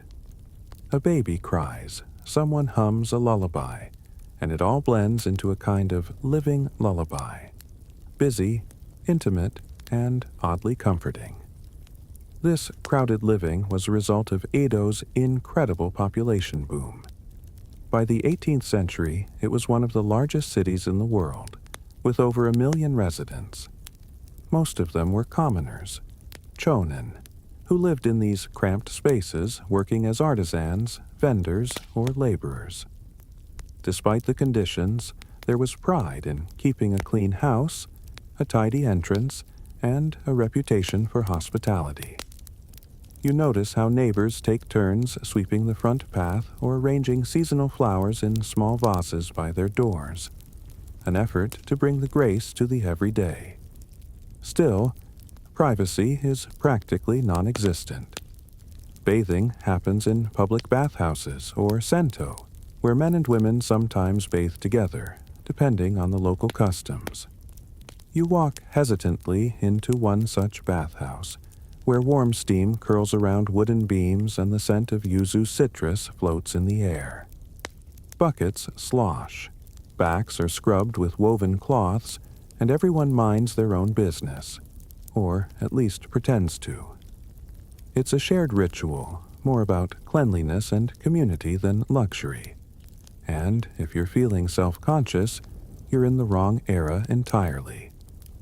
Edo residents have long since accepted that modesty must sometimes yield to the practicality of communal living. You decide to visit a typical midday meal hosted by a merchant family. Meals are humble but lovingly prepared. Bowls of white rice when they can afford it, miso soup with tofu, and grilled fish served on simple wooden trays. Chopsticks click politely as you observe the customs, eating in silence, bowing slightly with each offer of seconds, and never wasting a grain of rice. To waste food, after all, is to dishonor the hard work of the farmer and the grace of the gods. Conversation is limited during meals, not because people are unfriendly, but because etiquette encourages mindful eating. Even a casual sneeze is followed by apologetic bows. You begin to understand that Edo culture is not cold. It's simply quiet, orderly, and deeply tuned to interpersonal harmony. A single sour note in the communal rhythm, and everyone feels it. After lunch, most commoners return to work. Mothers continue their weaving or sewing. Fathers head back to carpentry or trade, and children help where they can. You tag along with a tofu seller, whose cart is carefully balanced and padded with bamboo mats to keep his goods from jostling. As he walks, he calls out in a sing-song voice, "Tofu," part sales pitch, part city soundtrack. People pop their heads out of windows, coins clink into his hands, and he hands over pale blocks wrapped in leaves. It's more than commerce, it's ritual. While walking through back alleys and side streets, you spot a small gathering in a shaded garden. A local storyteller, Rakugoka, entertaining a small crowd with humorous tales of clever monks and hapless thieves. With only a folding fan and cloth as props, the storyteller shifts voices and expressions, weaving absurdity and moral lessons into a tale that leaves everyone chuckling softly. It's a reminder that even in a city bound by hierarchy and rules, humor flows freely, especially when cloaked in a bit of plausible deniability. Not all entertainments are so tame. Down another alley, you hear the rhythmic clack of shamisen strings and the soft tread of dancing sandals. You've stumbled upon a geisha rehearsal house where young women train in the arts of music, dance, and refined conversation.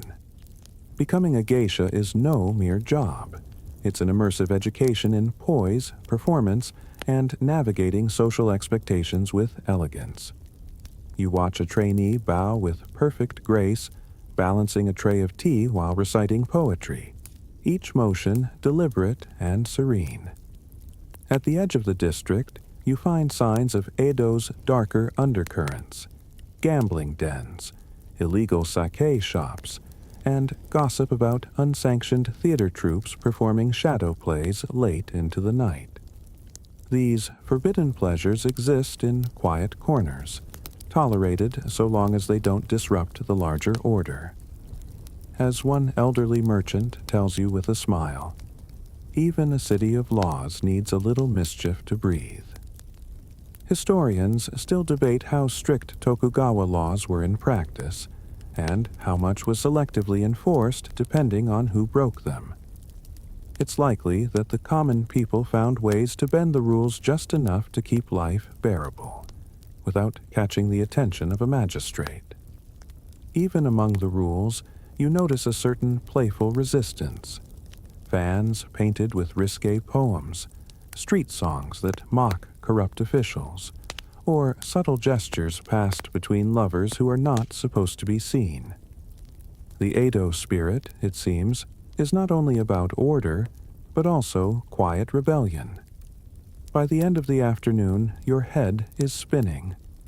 Life in Edo isn't harsh in the obvious ways. It doesn't beat you over the head with cold steel or starvation. Instead, it wears you down gently with constant social performance, shared spaces, invisible rules, and the ever-present risk of stepping out of line. It's beautiful, yes, but it asks a lot. Could you really last a day like this, surrounded by people yet always watched?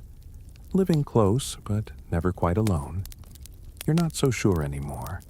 The Nagaya is warm, the food is kind, the humor is dry. But even the nicest bathhouse doesn't help when all you want is 5 minutes of solitude. Still, as you settle under the eaves of a tea shop and sip bitter matcha while watching clouds drift lazily above Edo Castle, you admit there is something peaceful in the rhythm. Perhaps surviving here isn't about toughness. Perhaps it's about letting go, becoming part of the city's tide, rather than trying to stand against it. You've been in Edo for what feels like a lifetime, and still there's no end to the rituals, obligations, and unexpected etiquette that sneak up on you like a surprise rainstorm. The afternoon sun is slanting lower now, casting golden light through paper lanterns being readied for the evening. This is the time when the city begins to transform, when the strict rhythms of labor start to ease, and people, finally, start to loosen their belts, both literally and figuratively. You trail behind a rice porter heading home after a long day, his wooden buckets balanced expertly on a shoulder pole. His feet, calloused and soot-streaked, pad silently across the packed dirt. You wonder how many steps he's taken today.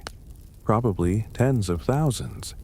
And yet, not a complaint, not a groan. In Edo, hardship is assumed. Complaining is seen as undignified, or worse, embarrassing to those who can't escape it.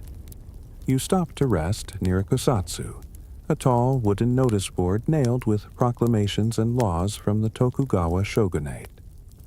These public postings are Edo's version of your town hall announcements, or, if you like, the worst HOA newsletter imaginable.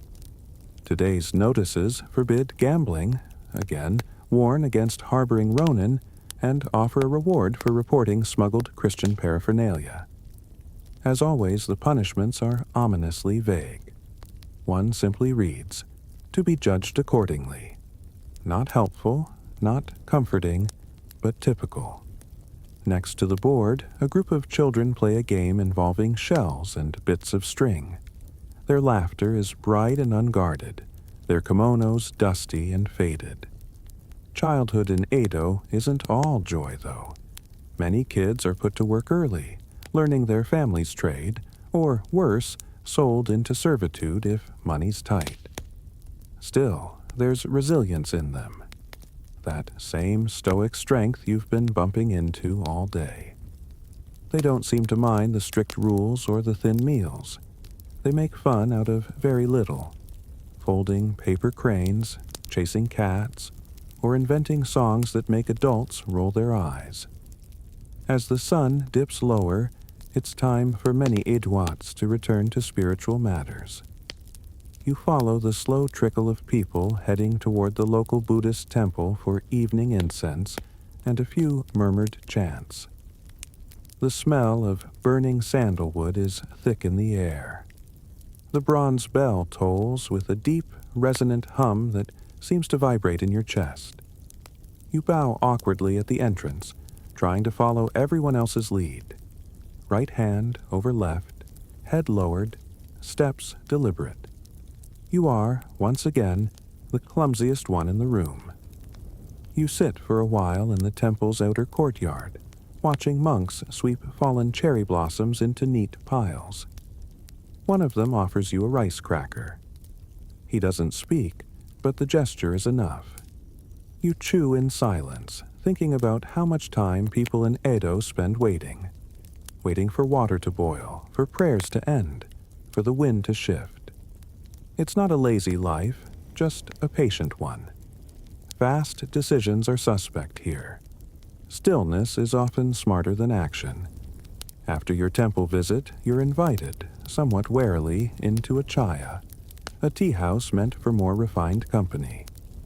Not quite a brothel, not quite a restaurant. A chaya is a place where food, sake, conversation, and subtle flirtation all blend together into a gentle haze. You take off your shoes and step onto the polished tatami mats, careful not to scuff anything with your unfamiliar posture.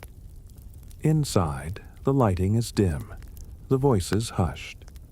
A woman in a soft green kimono pours tea with movements so fluid they're practically hypnotic. Another plays a melancholy tune on the koto, a zither-like instrument that seems to hum with longing. You're offered pickled vegetables and warm sake served in tiny cups. Everyone speaks in riddles or polite evasion. No one says exactly what they mean, but everyone understands what's being said. It's the social equivalent of fencing with silk ribbons. Across the room, a samurai and a merchant are quietly debating something, perhaps the quality of a new swordsmith, or the morality of the rice tax. The lines between status blur a little in the chaya, but not entirely. Even here, the hierarchy breathes beneath the floorboards. And when a courtesan enters the room, her walk a floating dream of practiced grace, you see how much of Edo's pleasure world is built on illusion and discipline. These women, trained from childhood in the arts of music, poetry, calligraphy, and dance, live in tightly controlled districts known as yukaku. The most famous, Yoshiwara, is both a fantasy land and a cage, opulent, theatrical, and heartbreakingly rigid. You're not permitted inside. They can tell you're a tourist, but you hear whispers that the most sought-after courtesans could recite 30 kinds of classical poetry, that some had more political influence than minor daimyo. That escape was nearly impossible unless a wealthy patron paid an astronomical fee for your freedom. Historians still debate how much choice these women had. Some argue that top-ranking courtesans wielded real power, while others note the cruel conditions and debt slavery that underpinned the entire system. The truth, as always, is complicated. But you can't help noticing how tightly everyone in Edo, male, female, noble, or common, is wrapped in duty and performance. You leave the tea house as the city slips fully into twilight.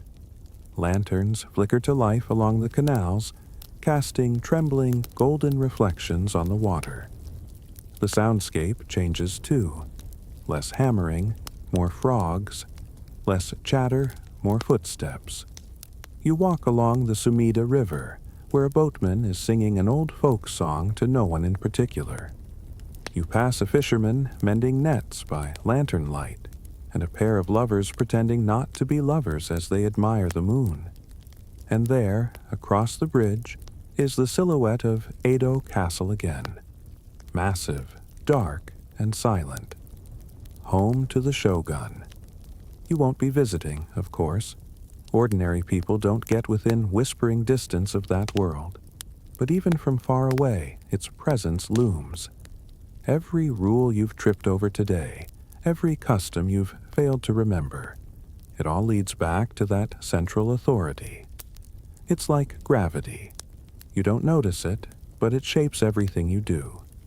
You sit on the edge of the canal for a moment, legs dangling. The wood is cool under your hands. A firefly drifts past your face. And you realize something.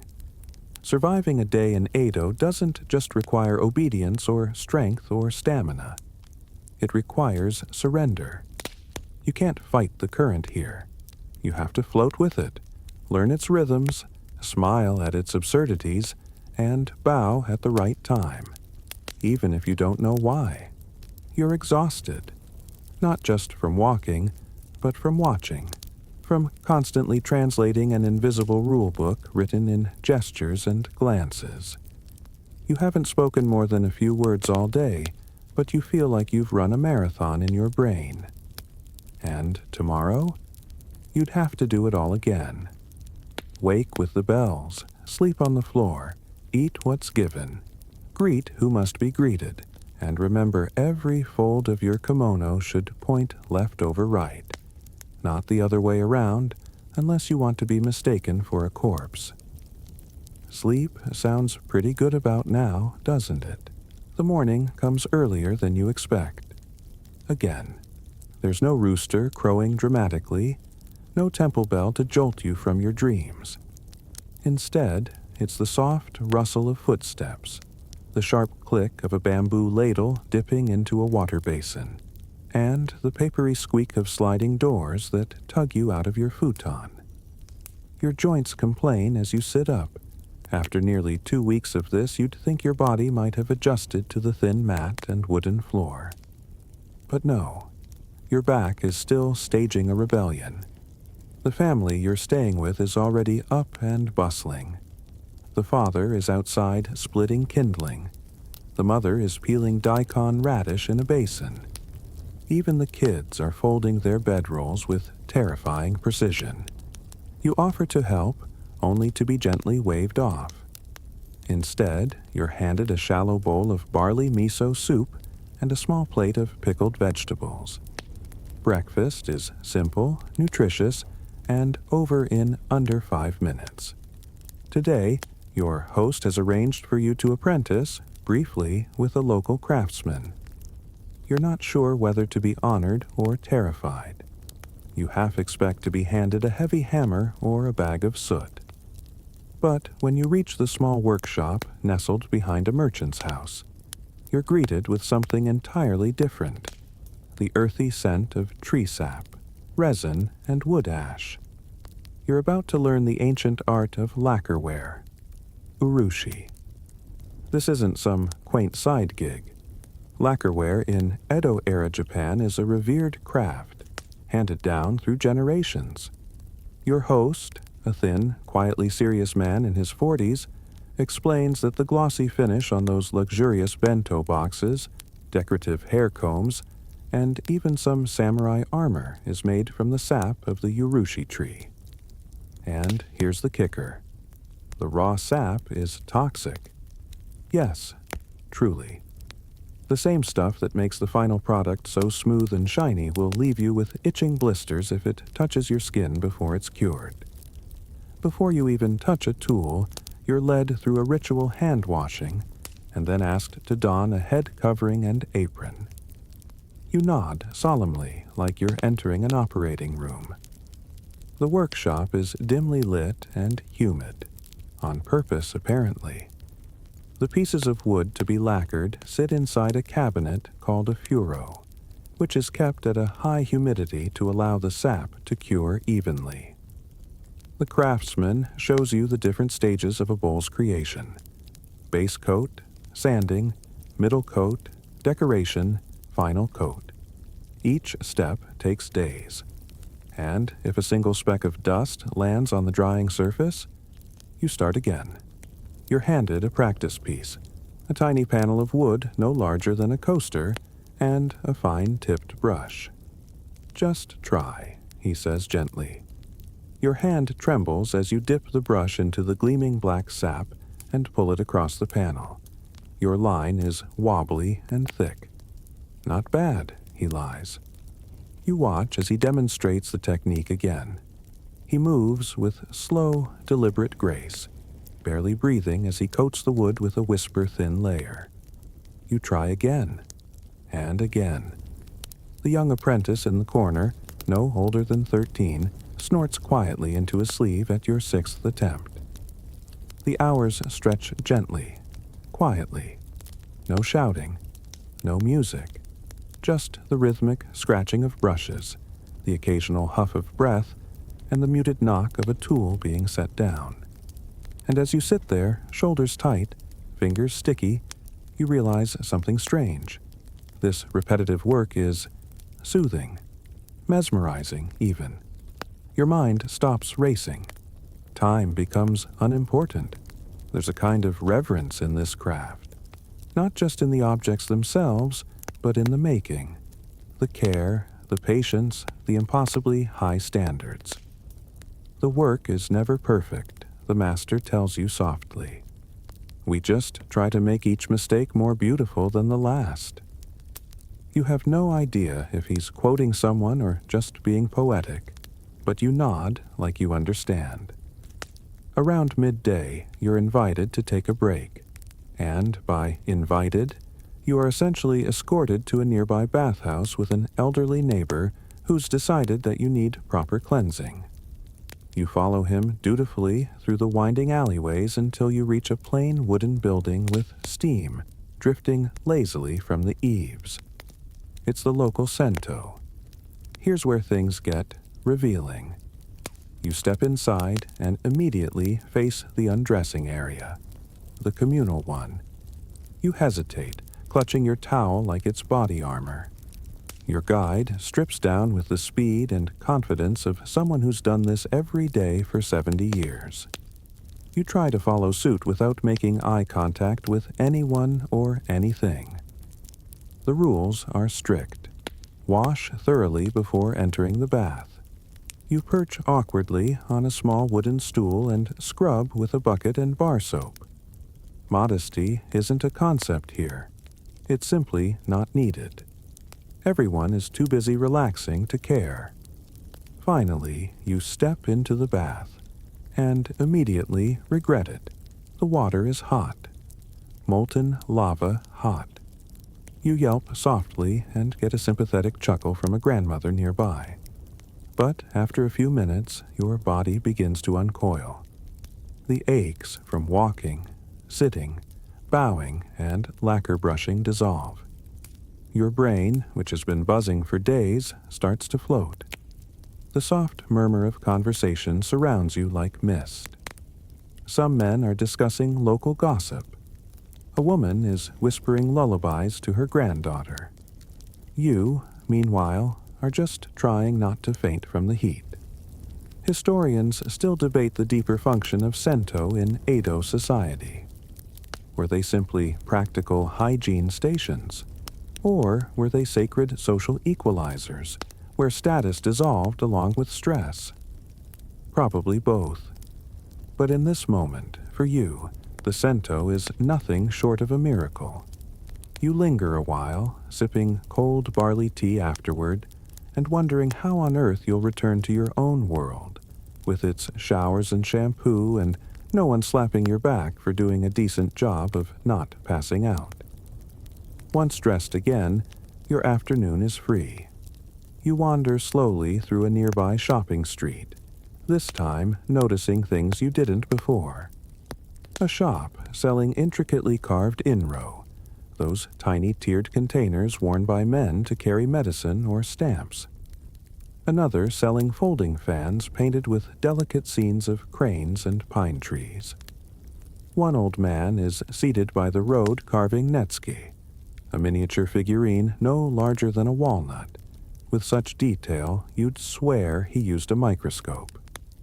There's something quietly astonishing about Edo's obsession with smallness. Tiny gardens, tiny scripts, tiny details that add up to a massive cultural tapestry. You begin to wonder if this is how people in the future might view your own world. Look, they'll say, they typed with their thumbs and watched tiny dramas on even tinier screens. You sit for a moment at a food stall and share a plate of grilled sweet potatoes with a traveling merchant. He's missing 2 teeth and insists on telling you about his horse, which he claims can sense earthquakes before they happen. You nod politely, and he gives you a second potato. As dusk falls, you follow the sound of drums to a street corner where a Kodan storyteller is performing. He's standing on a raised box, wooden fan in one hand and a block of wood in the other, which he slaps for dramatic punctuation. The story is a gripping one, something about a betrayed samurai and a ghost. You can't follow every word, but the crowd's reaction guides you. Gasps, laughter, sighs. You're reminded how, long before electricity or the internet, humans needed little more than a voice and a good tale to feel connected, to feel alive. The lanterns are lit as you return to your host's home. You pass the same neighbors again. The tofu seller closing up shop, children singing one final skipping song, a couple bowing deeply as they bid farewell to a guest. Everything feels familiar now. Not easy, not comfortable, but known. You slip off your sandals the right way this time. You remember to bow with a hand pressed gently to your knee. Your host notices. "You're learning," he says. It's not a compliment, just an observation. But you'll take it. You eat rice with pickled plum in the quiet glow of the hearth and realize this wasn't just a day of surviving, it was a day of being. Tomorrow, you're told, you'll help with a community festival. You're already nervous. But for now, your futon is waiting. By the time the morning mist finally lifts off the rooftops of your little Edo neighborhood, you're already out the door, tightening your sash with what you hope is an air of confident enthusiasm. It's festival day, a matsuri, and you've been drafted. Not officially, of course.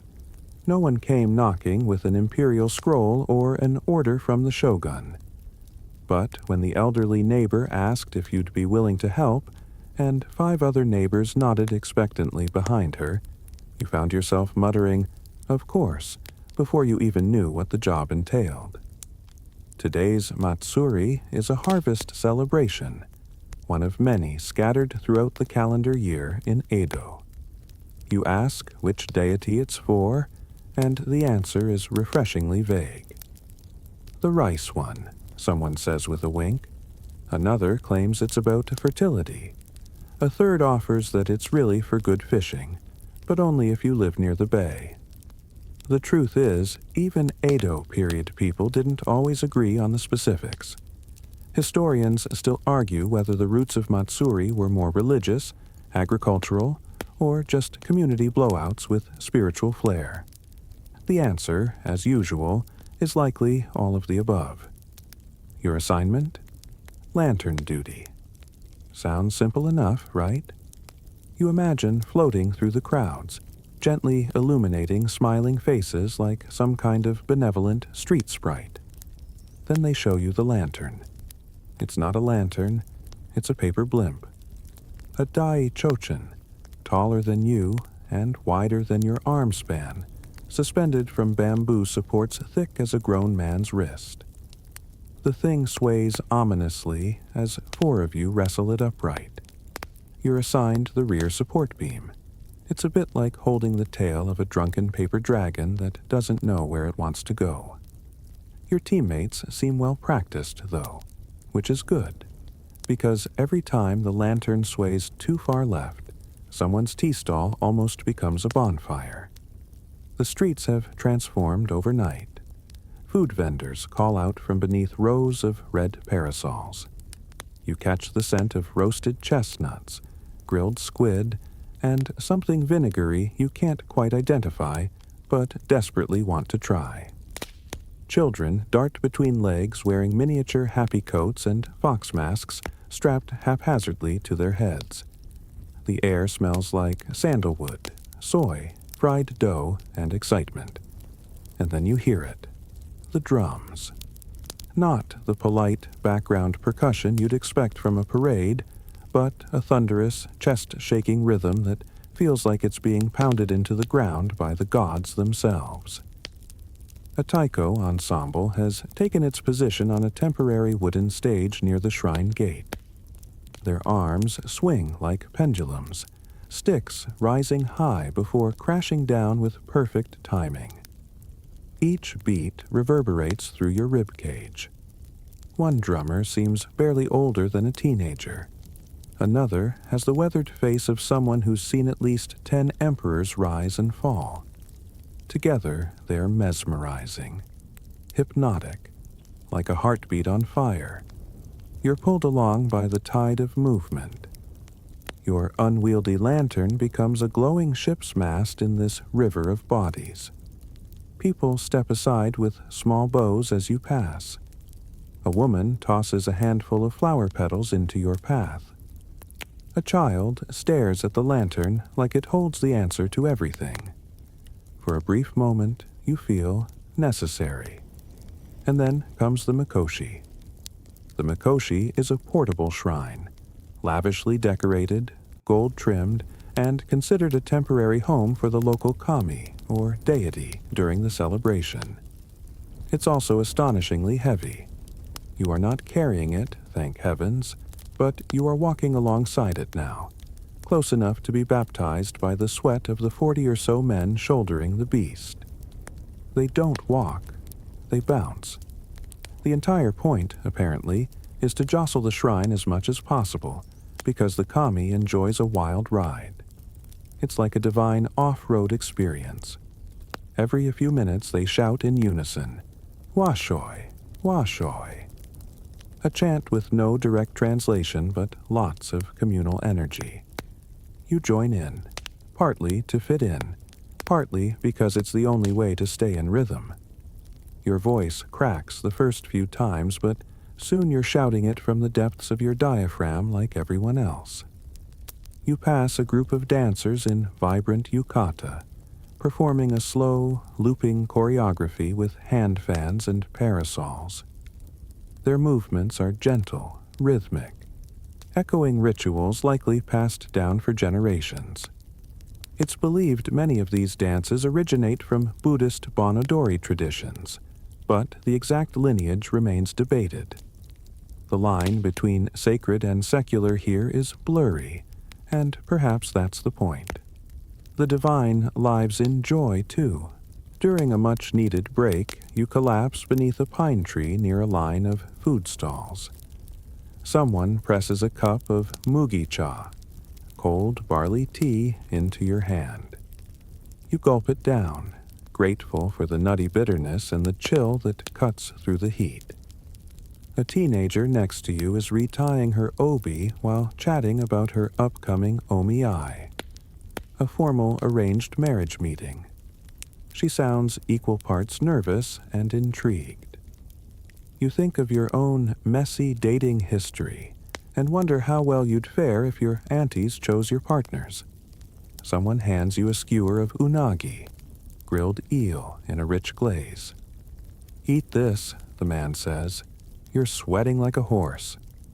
You thank him between bites. The eel is buttery, smoky, slightly sweet. Maybe this is your new favorite food. As the sun begins to dip, the lanterns take on their true purpose. Rows upon rows are lit, their soft orange glow making the streets shimmer like liquid fire. You're assigned a quieter post near a wishing station, where people write their hopes on thin strips of paper, tanzaku, and tie them to strings fluttering in the breeze. You decide to write one yourself. When the elderly calligrapher asks what you want, your mind blanks. What do you wish for, stranded in the 1700s with sore feet and a belly full of eel? Rest, you say. He nods knowingly and brushes the kanji with elegant precision. Night has fallen. A solemn hush rolls over the crowd as a priest in pristine white robes steps forward to conduct the final shrine ritual. His movements are slow, deliberate, offering rice, sake, and claps of invocation to the kami now believed to be resting within the mikoshi. You kneel among the townsfolk, following their lead as they bow, clap, and bow again. You don't know the words, but somehow the meaning settles deep into your bones. And then, without warning, fireworks. Yes, fireworks. Not Roman candles or neon smiley faces, but traditional shellbursts of orange, green, and purple that spiral into the sky in elegant flowers. Edo, Japan knew its pyrotechnics well. Firework displays were common festival highlights even in the 18th century. One boom shakes the air. Another sparks applause. A child shrieks with glee. Somewhere nearby, a young man drops to one knee and proposes. She says yes, judging by the cheer that follows. As you walk home under the flickering shadows of the lanterns, your tanzaku tucked inside your sash, you feel something you haven't felt since arriving. A quiet sort of belonging. Not ownership, not citizenship, but shared rhythm, shared effort, a sore back and a full stomach. Back at your host family's home, you're greeted with warm amazake, a sweet, lightly alcoholic rice drink served in a lacquer cup. It tastes like rice pudding and campfire smoke. You're told you'll be sharing a sleeping room with two visiting cousins who've also come for the festival. One is already snoring. The other is telling ghost stories to no one in particular. You roll out your futon anyway, too tired to protest. You lie down, your body aching, your mind still playing taiko beats in the background. Somewhere out there, the lantern you carried is still glowing. And your wish, rest, is finally coming true. The morning arrives slowly in Edo, casting a soft golden light through the shoji screens of the small wooden house where you're staying. The air feels cooler than last night. The warmth of the festival replaced by the gentle hum of everyday life beginning anew. You wake to the delicate sound of wooden geta clacking softly on stone pavements, the rustle of silk kimonos brushing paper doors, and faint murmurs of early risers preparing for the day ahead. Stretching under the thin futon, you feel the familiar ache from the previous day's labor with the lantern and the mikoshi. But it's a pleasant soreness. Proof you were part of something larger than yourself. Your host family is already moving quietly through their morning routine. The mother hums a simple tune as she boils water for tea, the rhythmic clink of ceramic cups mixing with the hiss of steam. You watch as her nimble fingers expertly roll and sift the dried green tea leaves between thumb and forefinger. A small, almost hypnotic ritual passed down through generations. The scent of fresh tea fills the room, rich with grassy undertones and faint bitterness that somehow promises comfort. Come, she says, beckoning you to accompany her to the morning market, a cornerstone of Edo's daily life. Outside, the streets are alive with a different energy than last night's festival frenzy. A quieter, steadier pulse that speaks of routine and community. The market is a patchwork of stalls with vibrant colors. Red persimmons piled high like tiny suns, glistening fish laid out on beds of crushed ice, mushrooms of every shape and shade, and bundles of fragrant herbs tied with thin hemp string. The vendors call out their wares in sing-song voices, their friendly bartering a dance of words and smiles. The sounds swirl around you, clinking coins, laughing children, the faint squeal of a wooden cartwheel on cobblestones. The air carries an intoxicating mixture of scents. Salty ocean breeze from the nearby bay, smoky sweetness of roasting chestnuts, sharp tang of pickled plums. You lean closer to a vendor hawking dried sea cucumbers and shiny shells. Curious curiosities that seem more at home in a treasure chest than a marketplace. The vendor grins, explaining in clipped Edo dialect that these are prized ingredients for soups that heal ailments, and that the shells are used in small offerings to ward off bad spirits. Your host explains that food and medicine in Edo often blur into one another. Kampo, the traditional herbal medicine system adapted from Chinese healing arts, remains a living tradition. The same roots and leaves you see here on display are as likely to end up steeped in a boiling pot for health as they are grilled over a fire for dinner. This overlap of nourishment and healing is a defining feature of daily Edo life, illustrating how intimately people lived with the natural world around them. You pause at a stall where a woman expertly rolls thin sheets of dried seaweed into small bundles. She tells you the seaweed is harvested from nearby coastal waters and is considered a delicacy, as well as a potent source of vitamins and minerals. It's a staple, especially in the winter months, and an ingredient in many familiar dishes such as miso soup and onigiri rice balls wrapped in nori. Suddenly, a street performer catches your eye. A wiry man dressed in simple kimono, balancing a precarious stack of wooden bowls on his head while reciting poetry.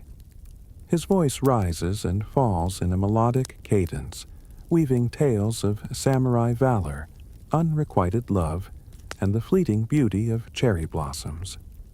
The crowd gathers, enchanted by the ancient stories brought to life on the busy street corner. You find yourself captivated by how art, history, and entertainment merge so effortlessly here. These poems and performances are vital threads in the cultural fabric of Edo, though scholars still debate how urban life and popular culture influenced the preservation or transformation of traditional literary forms. You buy a small folded booklet of the poetry from the performer, a humble souvenir to remind you that history lives not just in books, but in voices, gestures, and shared moments. This is the heartbeat of Edo, the living, breathing city of stories. Later, your host leads you to a nearby tea house, tucked beneath the delicate shade of early cherry blossoms just beginning to bud.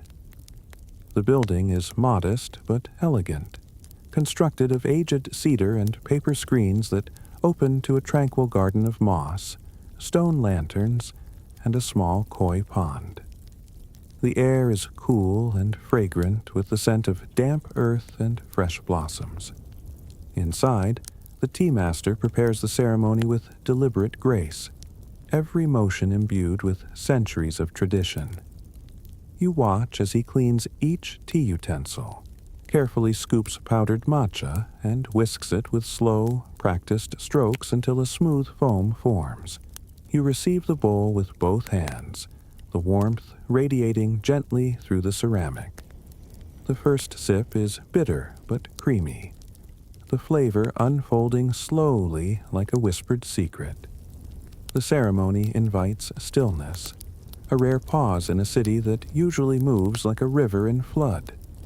As you sit in the quiet, sipping tea and listening to the distant chirp of cicadas, you feel the present moment settle deep into your bones. The tea master explains softly that this ritual is more than just drinking tea. It's a meditation, a way of aligning body, mind, and spirit. The practice, known as chanoyu, grew alongside Edo's rise, blending Zen Buddhist ideals with social customs. Scholars still debate the extent to which the tea ceremony shaped the broader culture of samurai and townspeople alike. But you can see its quiet power here, a balm against the bustle and demands of city life. After the tea, you wander the quieter back streets, where artisans hammer delicate metalwork, potters shape clay on their wheels, and weavers dye fabric with natural indigo. The workspaces smell of earth and wood smoke, and you catch snippets of conversations in rapid, clipped dialects that remind you just how alive the city truly is. You pass a calligrapher brushing characters onto delicate scrolls, his fingers steady and sure. The scrolls will likely decorate a merchant's shop or a scholar's study, but for you, they symbolize a world of knowledge and expression, caught in a single, flowing line. As evening falls, you return home to the comforting aroma of simmering miso soup and fresh rice. Your host's daughter practices the shamisen, her fingers moving lightly across the strings, producing soft, melancholic notes that echo through the wooden walls. You feel the pulse of Edo in these sounds. History not as distant story, but lived experience. Lying down that night, you realize that a day in Edo is more than survival. It's a delicate dance of community, culture, and care. It's the smell of roasted chestnuts and fresh ink, the rhythm of drums and whispered poems, the warmth of shared meals and gentle rituals. You close your eyes, letting the city's heartbeat lull you into sleep. The first pale light of dawn slips quietly through the paper shoji screens, casting soft geometric shadows across your sleeping mat. Outside, the streets of Edo slowly awaken, their usual cacophony replaced by a gentle murmur that feels almost reverent in the early morning stillness. You push back your futon and rise, feeling the coolness of the wooden floor beneath your bare feet. A small comfort in a city that's as alive with ritual as it is with people. As you step out into the awakening city, a light mist clings to the wooden houses, blurring the edges of lanterns and rooftops like a watercolor painting. The familiar scent of wood smoke from hearths mingles with the subtle fragrance of blooming plum trees, their delicate blossoms fluttering softly to the ground like confetti. A soft breeze carries the faint sound of temple bells ringing somewhere in the distance, their chime reverberating gently through the quiet streets. You inhale deeply and feel, just for a moment, that you are not a visitor but a part of Edo's slow, rhythmic breathing. You decide to wander away from the bustling marketplaces and rowdy taverns toward one of the city's many sacred gardens, a sanctuary from the noise, a place where Edo's inhabitants have found peace for centuries. The path to the temple garden leads you beneath massive vermilion torii gates, each one worn smooth by decades of worshippers passing beneath. You pause for a moment, noticing a single sparrow hopping along the gravel path, its chirping breaking the silence like a delicate music box winding up. Inside the garden, time seems to slow even more. The air is thick with the scent of damp moss and fresh pine, and you hear the gentle trickle of water from a small bamboo fountain, designed not to splash but to soothe.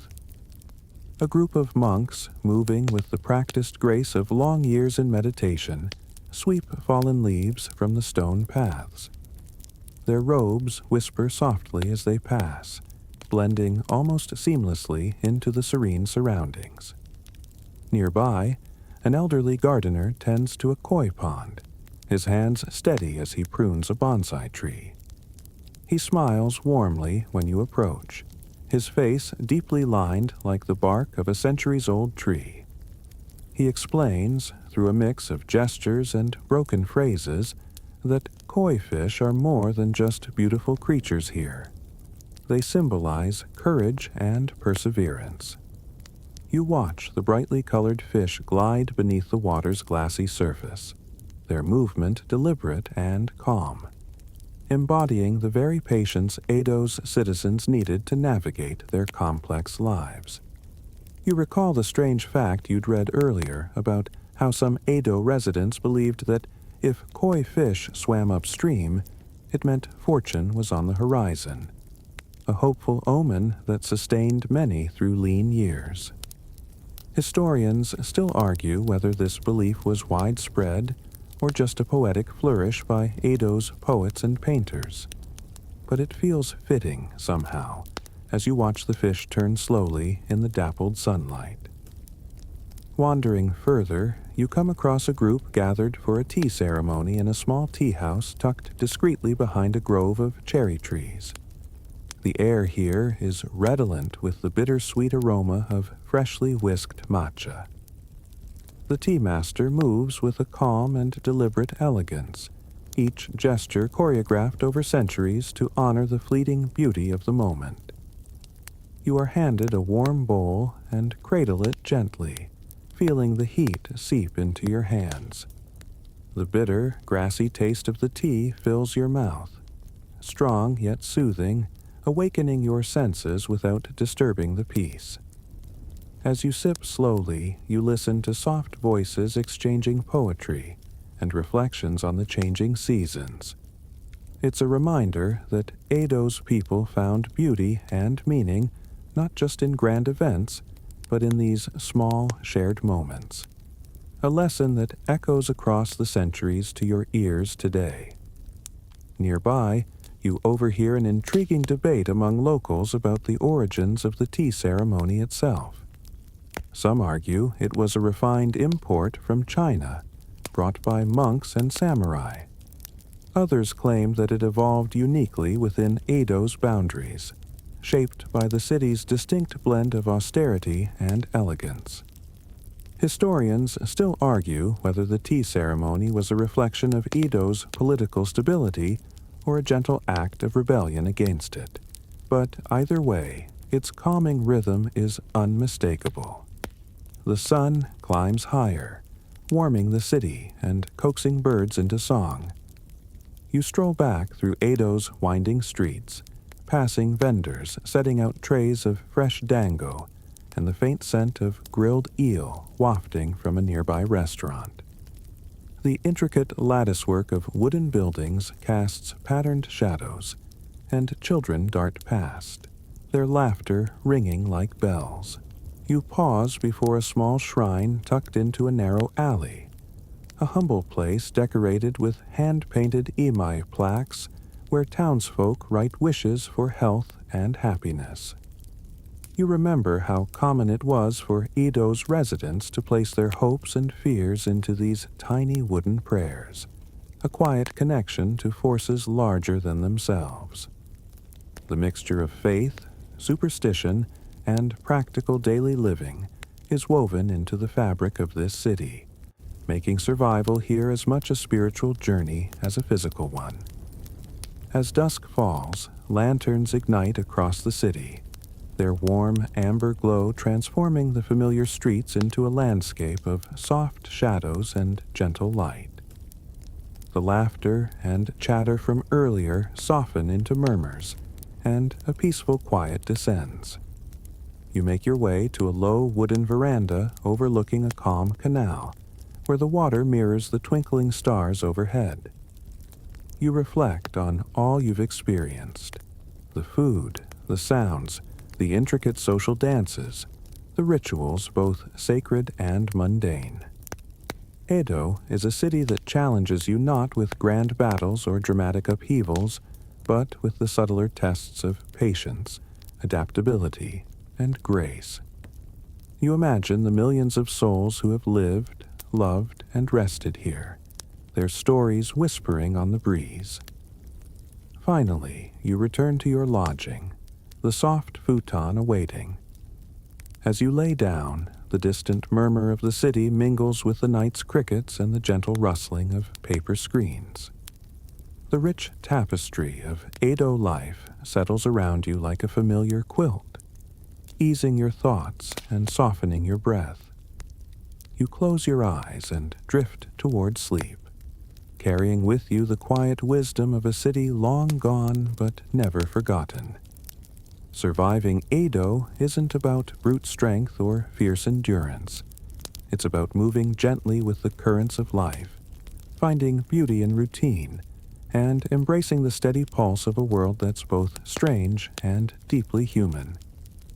As you settle deeper into your futon, the hum of Edo's distant streets fades into a soft lullaby. The day's stories, woven from fragrant tea and quiet gardens, slip gently into your mind like a slow-moving stream, carrying away the noise and rush of the waking world. Here, in this peaceful moment, you are invited to rest, not just your body, but your thoughts, your worries, and your breath.